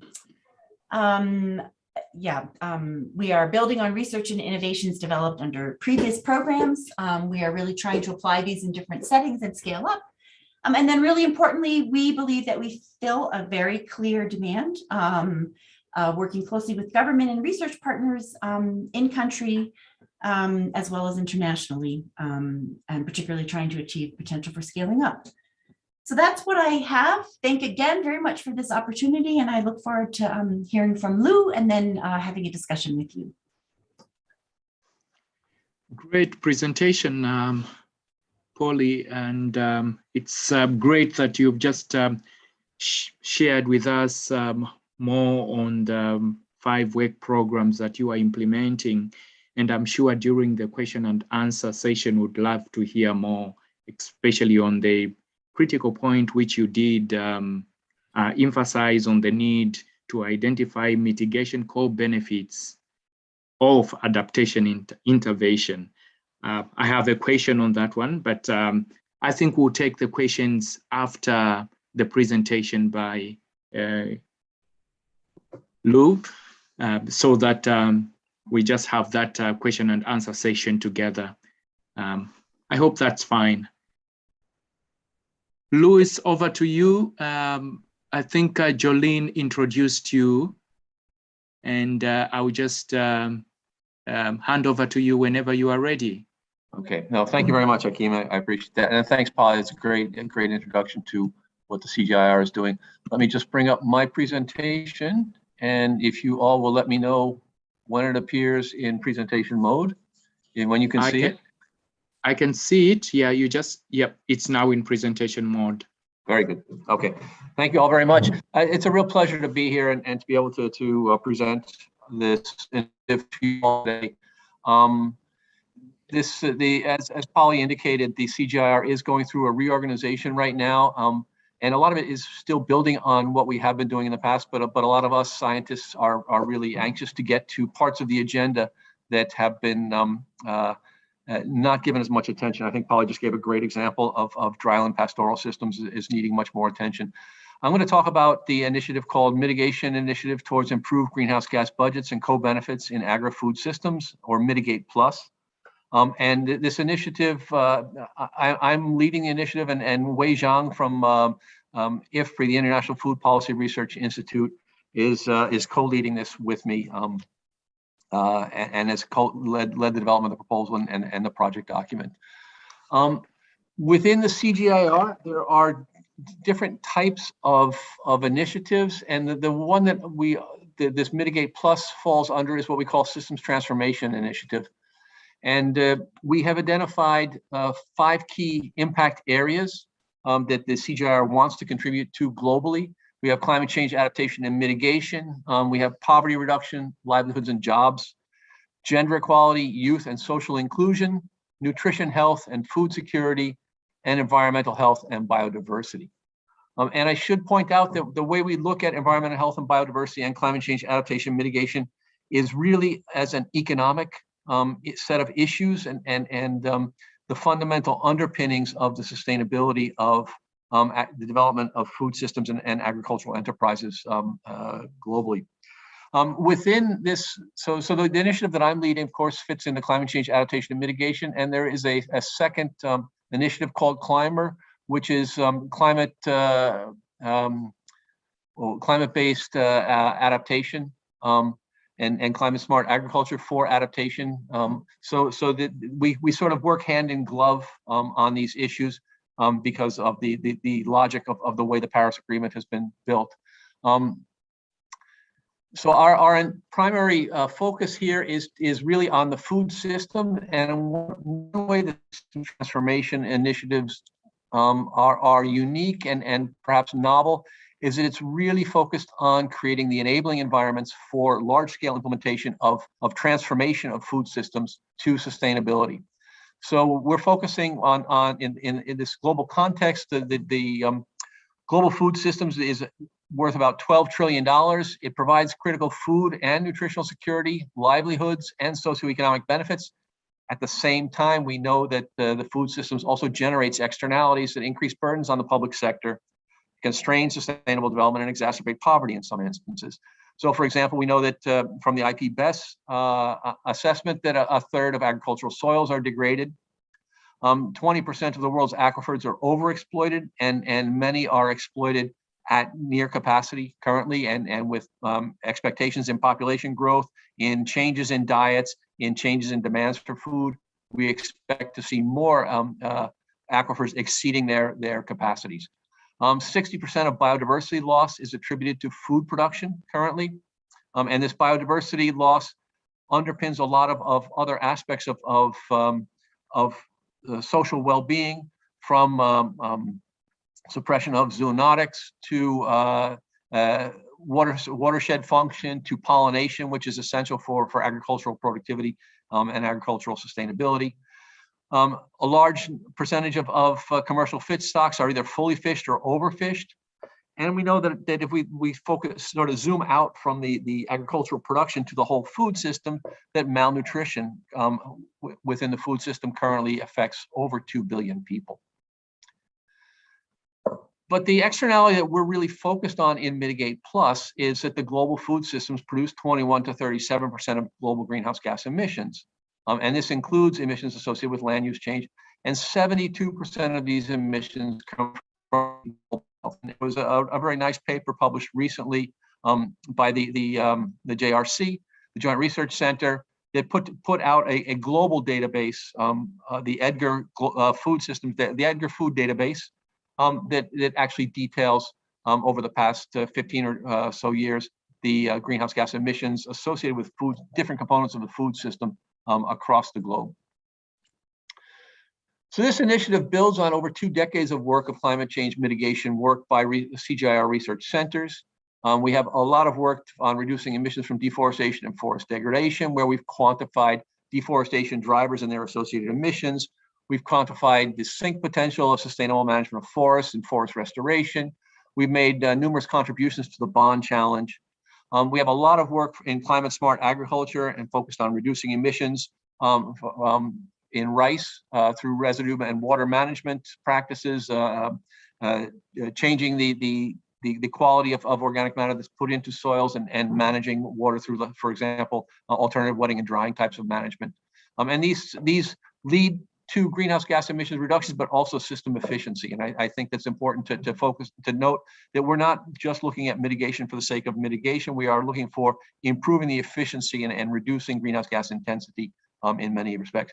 There's a lot of work been done on reducing methane emissions in livestock through animal feed management, diet formulation, rumen manipulation, and in particular, feed management and diet formulation offer some interesting opportunities for improving the economics of subsistence and small and middle scale farming systems. We've done a lot of work on reducing nitrous oxide emissions, particularly in Latin America, through biological nitrification inhibition. And we are working on using digital technologies for pro-poor types of precision agriculture, using, again, digital soil mapping and telephone applications, cell phone applications that can be used, that can be geo-referenced to help improve fertilizer recommendations and nutrient management recommendations. We have a lot of work that's gone on through about increased soil carbon sequestration, through soil fertility management, agroecology, regenerative practices, agroforestry, and the like. And we've more recently been focusing on some of the wider issues in the food systems and looking at emissions associated with food loss and waste. And it was actually a very nice study recently published about the city of Cali, where CIAT is located, and the food loss and waste that's associated with markets in the city. So the program objectives here are that we have 5 key objectives. First of all, the stakeholders increase their capacity to use co-developed tools data and analyses to design food systems emissions reduction strategies. And I want to put the emphasis on co-development. We're really trying to change a bit the way science works in through these initiatives, and build stronger partnerships where science supports local stakeholders to achieve their objectives, rather than coming with solutions and trying to promote adoption of solutions. We really want to get much more involved in the context. We want to increase the rigor and certainty in data, knowledge, tools, and capacity to improve food system greenhouse gas monitoring and UNFCCC national communications, and hopefully eventually leading to better global stock takes over time, continued improvement in this global stock takes, which should help raise ambition, particularly in this area of food systems emissions. We're using a living labs approach, and this is a new approach for us. We're trying to build frameworks for co-design, adaptation, testing, and mainstreaming of low and negative emissions mitigation solutions. And we want to base these on principles of gender and social equity. And we're really trying to focus on having some key concrete examples by 2024 that we can stand up and show people what we mean by this. But here again, it's about trying to change the relationship between science and society, and really build working partnerships to help societies define their objectives and then achieve their objectives using scientific basis evidence and tools to do that. We're looking at interventions targeting carbon sequestration to reduce greenhouse gas emissions that are scaled up and out.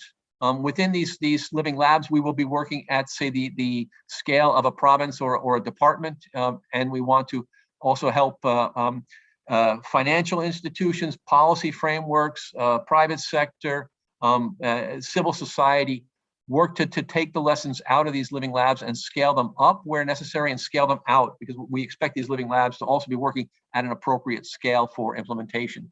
And we want to improve food system, the visibility and the use of food systems approaches in next generation of nationally determined contributions. We know there will be new ones coming in 2025 and another set coming in 2030. And then food system approaches to low greenhouse gas emissions, climate resilient development will be high on the world's political agenda. And we want to see some progress on that by 2024.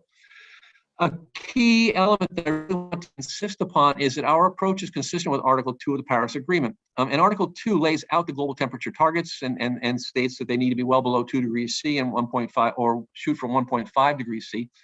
But there's a key element in the text that says that the international objective is to foster climate resilient, low greenhouse gas emissions development in a manner that does not threaten food production. I think it's really telling that that's the way the text was written, because there are concerns that too much emphasis on mitigation could threaten food production. And that's, I think, important to a lot of the countries that we are planning on working with.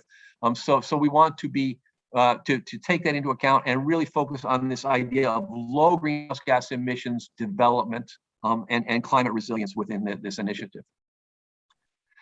So we've organized 5 work packages. The first work package is focused on strategy development and planning, because food systems is a bit a new way of thinking things, and because national governments and the way we've been working on these things is not really focusing across sectors in the way a food systems approach would be required. We think there's need for new approaches to strategy development and planning, so that there is no, for example, Ministry of Food Systems. There's agriculture and perhaps forestry ministries. There are transportation, there's industry ministries, but in a food systems approach, we really need to foster more integrative approaches for this. Closing evidence and data gaps by first of all, identifying these gaps and then generating the data, supporting other stakeholders to close these data gaps as well. Building capacity to, for example, we've just been talking in earlier sessions about problems with activity data, with greenhouse gas emissions factors and things like that, and not having enough data in countries to make these locally appropriate assessments. We want to be doing some of this work ourselves, but also fostering more of that through partnerships. The Living Landscapes Laboratories, I've already talked a little bit about the new areas we want to be working on. The 4th work package is scaling low emissions, climate resilient food systems development. And then our fifth work package is an engagement and agenda transformation package. It's not so much a research package, this last one, it's much more engagement, information sharing, communications, outreach, information gathering, and bringing that back to the teams so that we may make sure that we're keeping on track with where the interests and the concerns of the international community, private sector, civil society are evolving over the course of this initiative. We have a strong political economy approach, and we integrate gender inclusion across all work packages in this framework. This sort of lays it all out schematically. So the 5 packages on the left and the end of initiative outcomes, which I've already gone over. And we've built within the proposal a logic that connects those two impact areas, impact in climate change and mitigation, which is of course the primary focus of this initiative, but also to how our initiative is going to contribute to CGIAR outcomes in nutrition, health, and food security, poverty reduction and livelihoods and jobs, in gender equality, youth and social inclusion, and environmental health and biodiversity. We've mapped these all to SDG targets. We also note in particular that this initiative supports the implementation of the Paris Agreement, particularly the objectives laid out in Article 2.1, in addition to the SDGs.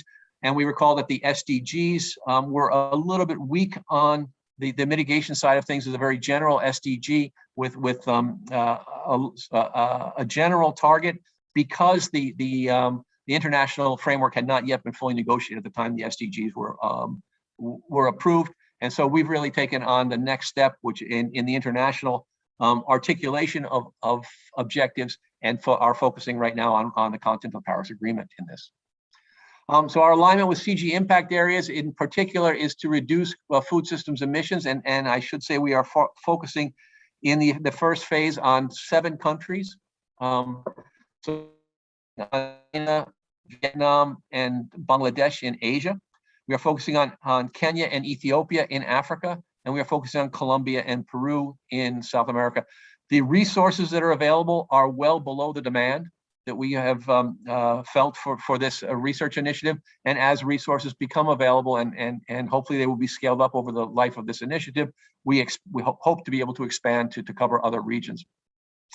So I would say that our first objective is really to have a significant impact on these 7 countries and reduce greenhouse gas emissions by 1.1 gigatons of carbon dioxide equivalent per year across the 7 countries. This would be a 6.2% reduction in global food systems emissions, so it's not inconsequential. And by working with a wide range of countries, we really have tried to target some of the middle to high emitting countries in each region, so that we're tackling big parts of the problem and learning lessons that can be expanded elsewhere. We still have not yet calculated the potential through enhanced sinks. And we know that there is a lot of potential through sustainable management of forests, through reduced deforestation, maintenance of protected natural areas and things like that.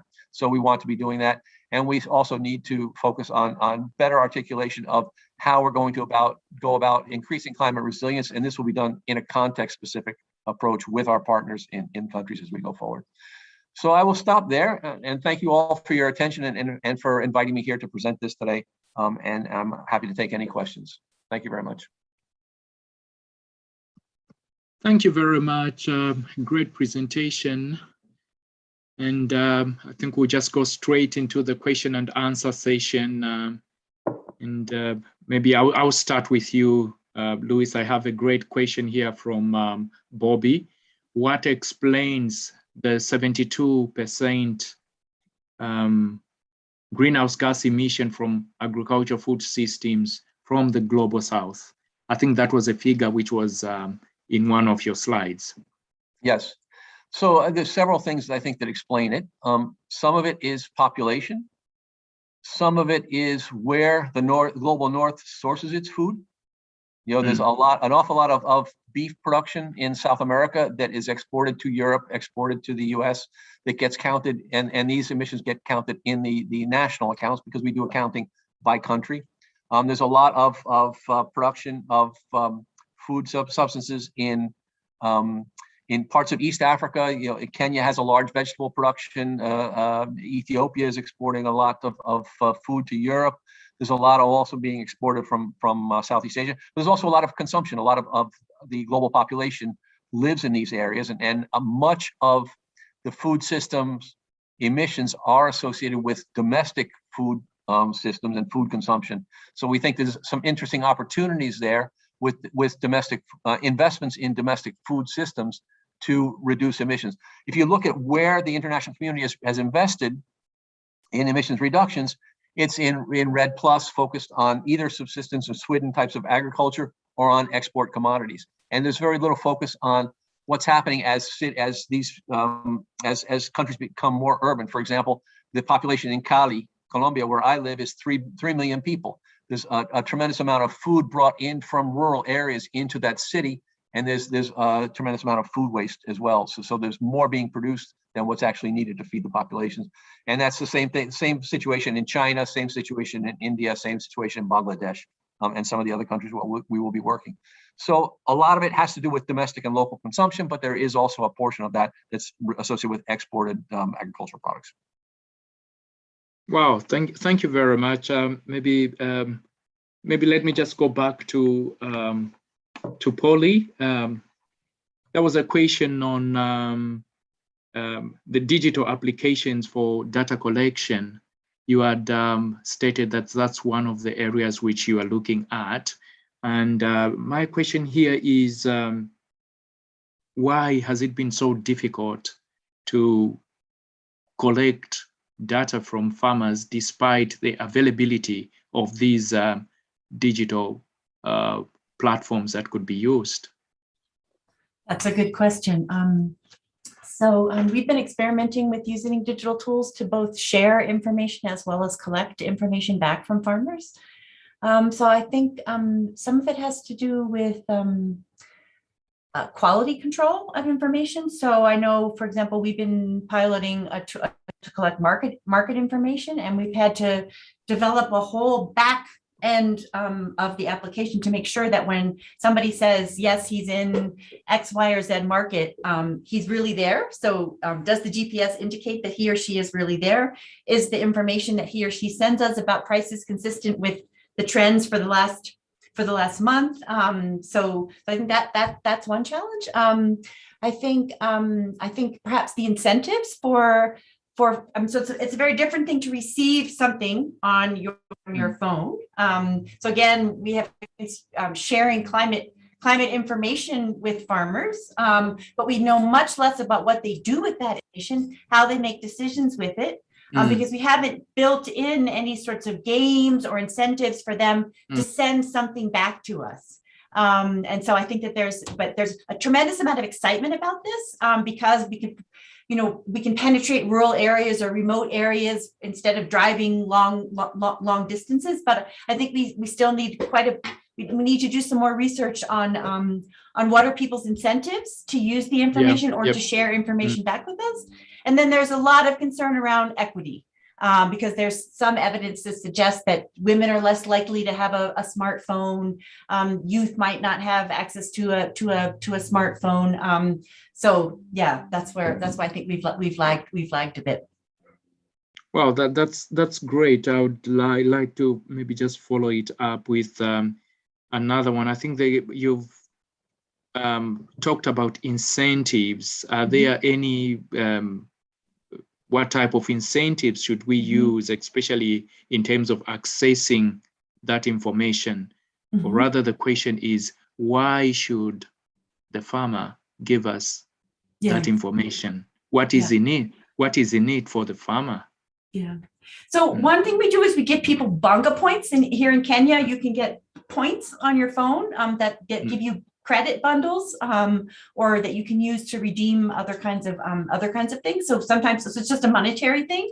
Another idea that we've played around with, and this was a digital app that was specifically trying to collect live weights using a heart girth algorithm. And the incentive there was once the farmers gave us information about what they were feeding their cows and how much weight their cows were gaining, we sent them back some recommendations about how they might improve that food basket. We've been thinking about maybe also offering some information about the nearest agri-vets where they could perhaps buy better quality concentrates or veterinary inputs for their animals. Well, thank you, Polly. Sure. I will just go back to Louis. We have talked about a lot in this meeting about the challenges that Africa is facing. And we want to learn more about the opportunities.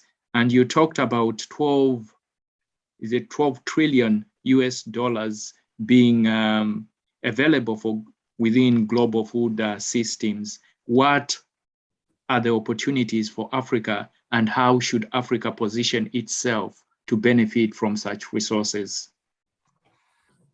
That's quite a big question, actually. So I think there are the opportunities, there are more opportunities than what have been realized presently.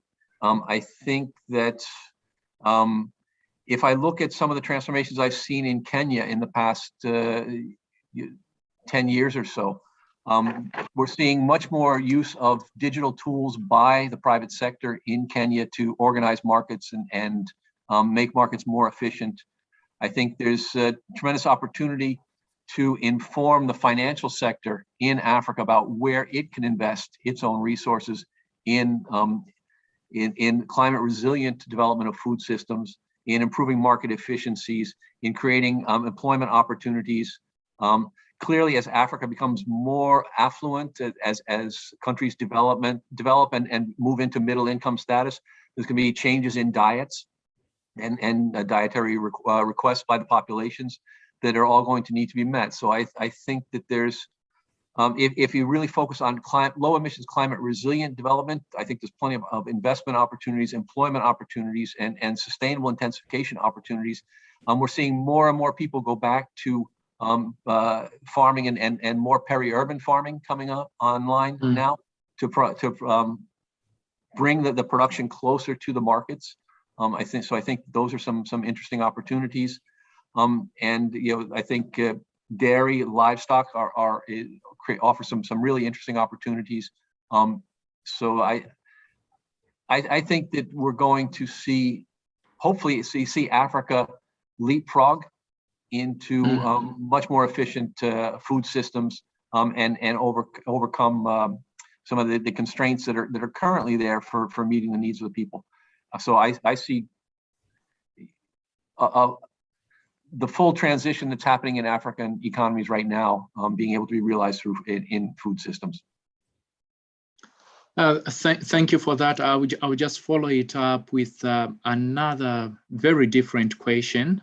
This one is on water management in rice production.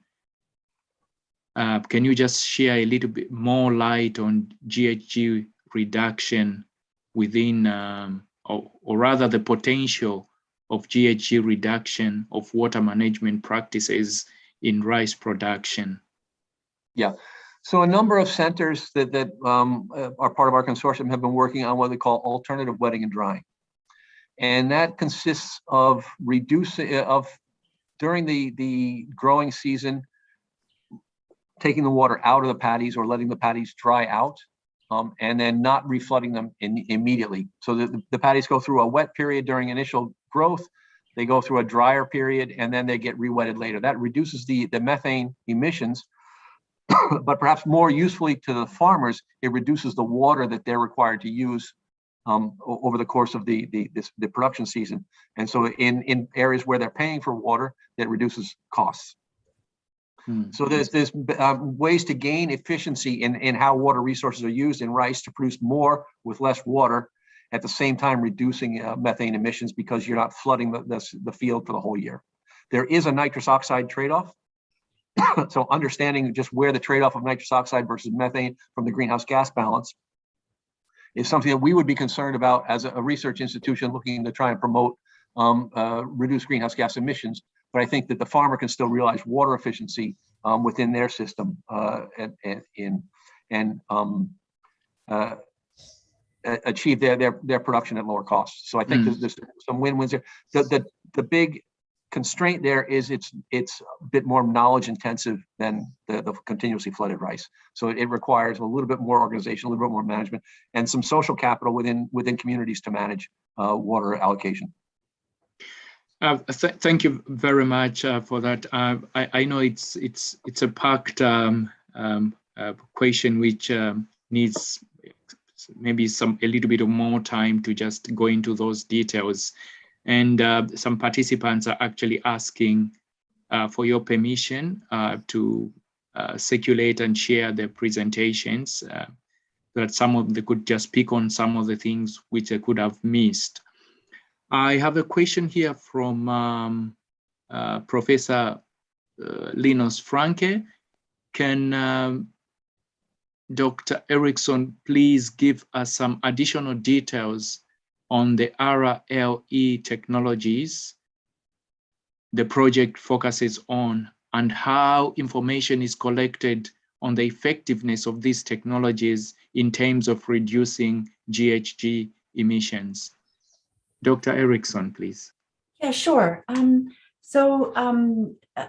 We do here at ILRI do quite a lot of field and laboratory-based work to measure emissions from a range of livestock production systems. We set up a laboratory here about 6 years ago, and so we use a combination of field data to collect activity data, live weight gain, a lot of information about what they fed. We do those over an entire year because of the seasonal variability. That's a major constraint to both the quality and the quantity of feed that animals get. We look at how they manage their manure, lots of questions about how they store it, do they cover it, do they heap it, do they leave it on their fields. We have chambers here, as well as a soils lab and a gas chromatograph lab. So a lot of our initial agenda was focused on baselines, to be very honest, because there were no baseline data for African livestock systems. And I guess many of you will know that if you calculate your emissions using tier 1, it makes a lot of assumptions that don't hold for African livestock systems, Asian as well, Latin American as well. And furthermore, you can't measure the impact of any of your interventions unless you're at least using tier two methods. So we are, it's only over the last couple of years that we've moved into actually doing intervention testing and validation. Some of the more promising technologies are the ones that Lou recommended. Recent data that we've are about to publish suggests that well over 90% of the emissions from smallholder dairy systems, for example, in Kenya, are from ruminant emissions. So a lot of our research focuses on feed, improving the quality and the quantity of feed, particularly throughout the year, so that you don't have this tremendous drop during the dry season, or right before the rains start when animals have nothing to eat. We also, because we have a long-standing program on dryland pastoral systems,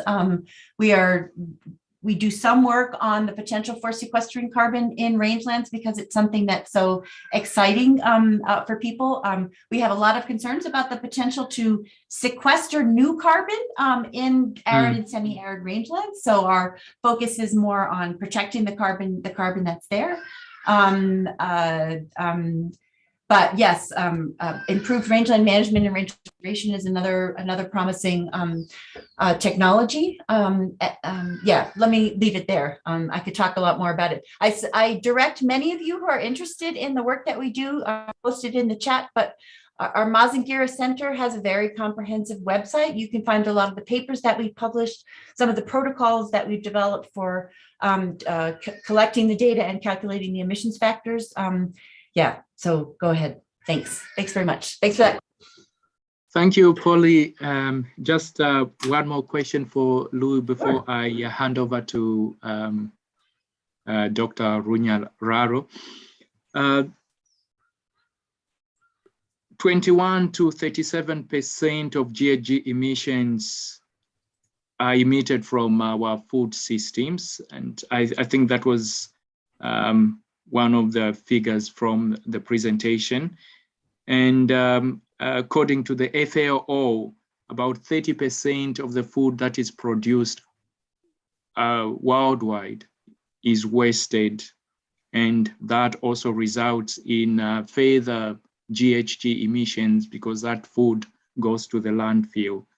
At the same time, we have a dilemma in, especially in Africa, where over 130 million people are threatened with poverty or starvation. What should we do, or how should we progress going forward with regard to food security and reduction of GHG emissions? Very good question, and a very important question, actually. That concern is exactly why we are focused on low emissions food system development and not mitigation independently of adaptation, right? So the whole point is that improving food systems to meet demands, to meet the calorie demands, to meet the nutritional demands, needs to focus on resilience, because climate change is having a huge impact on the production systems, on the livelihoods of people in these landscapes. So a mitigation just for the sake of mitigation really is not appropriate. It's appropriate for Europe, the US, and places like that. But in Africa, it has to really be low emissions approaches to improving resilience. And keep in mind, much of the emissions, particularly as Polly was talking about, it represents inefficiencies in your system, right? So enteric fermentation is energy that's lost to your animal. It's not used constructively in producing meat. So there are efficiencies to be gained here that actually will help in the development. So I think that's really important. One just final point is that you mentioned that people would like access to the presentations. Please go ahead and do that. I put my email on the front slide of the presentation, so anyone is welcome to email me with any questions or any follow-up that I'd be happy to answer questions. I'll be at the COP next week, so I may be a little slow to respond, but I will get back to people and be happy to respond. So thank you very much. Yeah, I can assure you, you will have some questions coming, because they haven't stopped coming. There are still more questions coming, but in the interest of time, I have to stop here. Thank you very much, Polly and Lou. This has been a very interesting session, and I think when we have another session, especially for Africa, we have to get the two of you back again. Thank you very much. I'll hand over to... Yes, thank you so much. Thanks. Yeah. Cheers. Thank you, bye. Dr. Runya Raro. Thank you so much. Thank you so much, Dr. Murphy, for moderating this session. I would like to thank Dr. Erickson and Dr. Peshaw for their presentation. You can agree with me that this has been a very interesting session, starting from our keynote address from Dr. Dutroy from University of Pretoria. Then we had models and experiences from past partner institutions, FARA, APARI, and Fontagro. Nice presentations. And then finally, we iced the cake with looking at the CGR climate change mitigation research agenda post 2021. It has been so wonderful. And I'm seeing people are still hanging on and are eager to know more on this area. So as we close today's session, I want to thank all of you for being here. I want to thank all the speakers or the moderators who have been here. We move on with a great conviction that tackling greenhouse gas emissions in agriculture is the way to go to eradicate the global temperature rises. We all know the effects of greenhouse gases. We've been hearing a lot about greenhouse gases. And you agree with me that this gathering is more relevant than ever before. We actually should have had this gathering like yesterday. Let us continue to work together on delivering research and innovations in agricultural greenhouse gases. On this note, I hereby declare the first day of the event closed. I want to say, let us meet tomorrow, because you know that this is a 3-day event at the same time, 2 o'clock East African time. Please use the same link as the one you used today, the one you received from the Forum Network, to log in tomorrow. Thank you so much. Thank you for your time. Have a wonderful evening, have a wonderful afternoon, and have a good night. Thank you.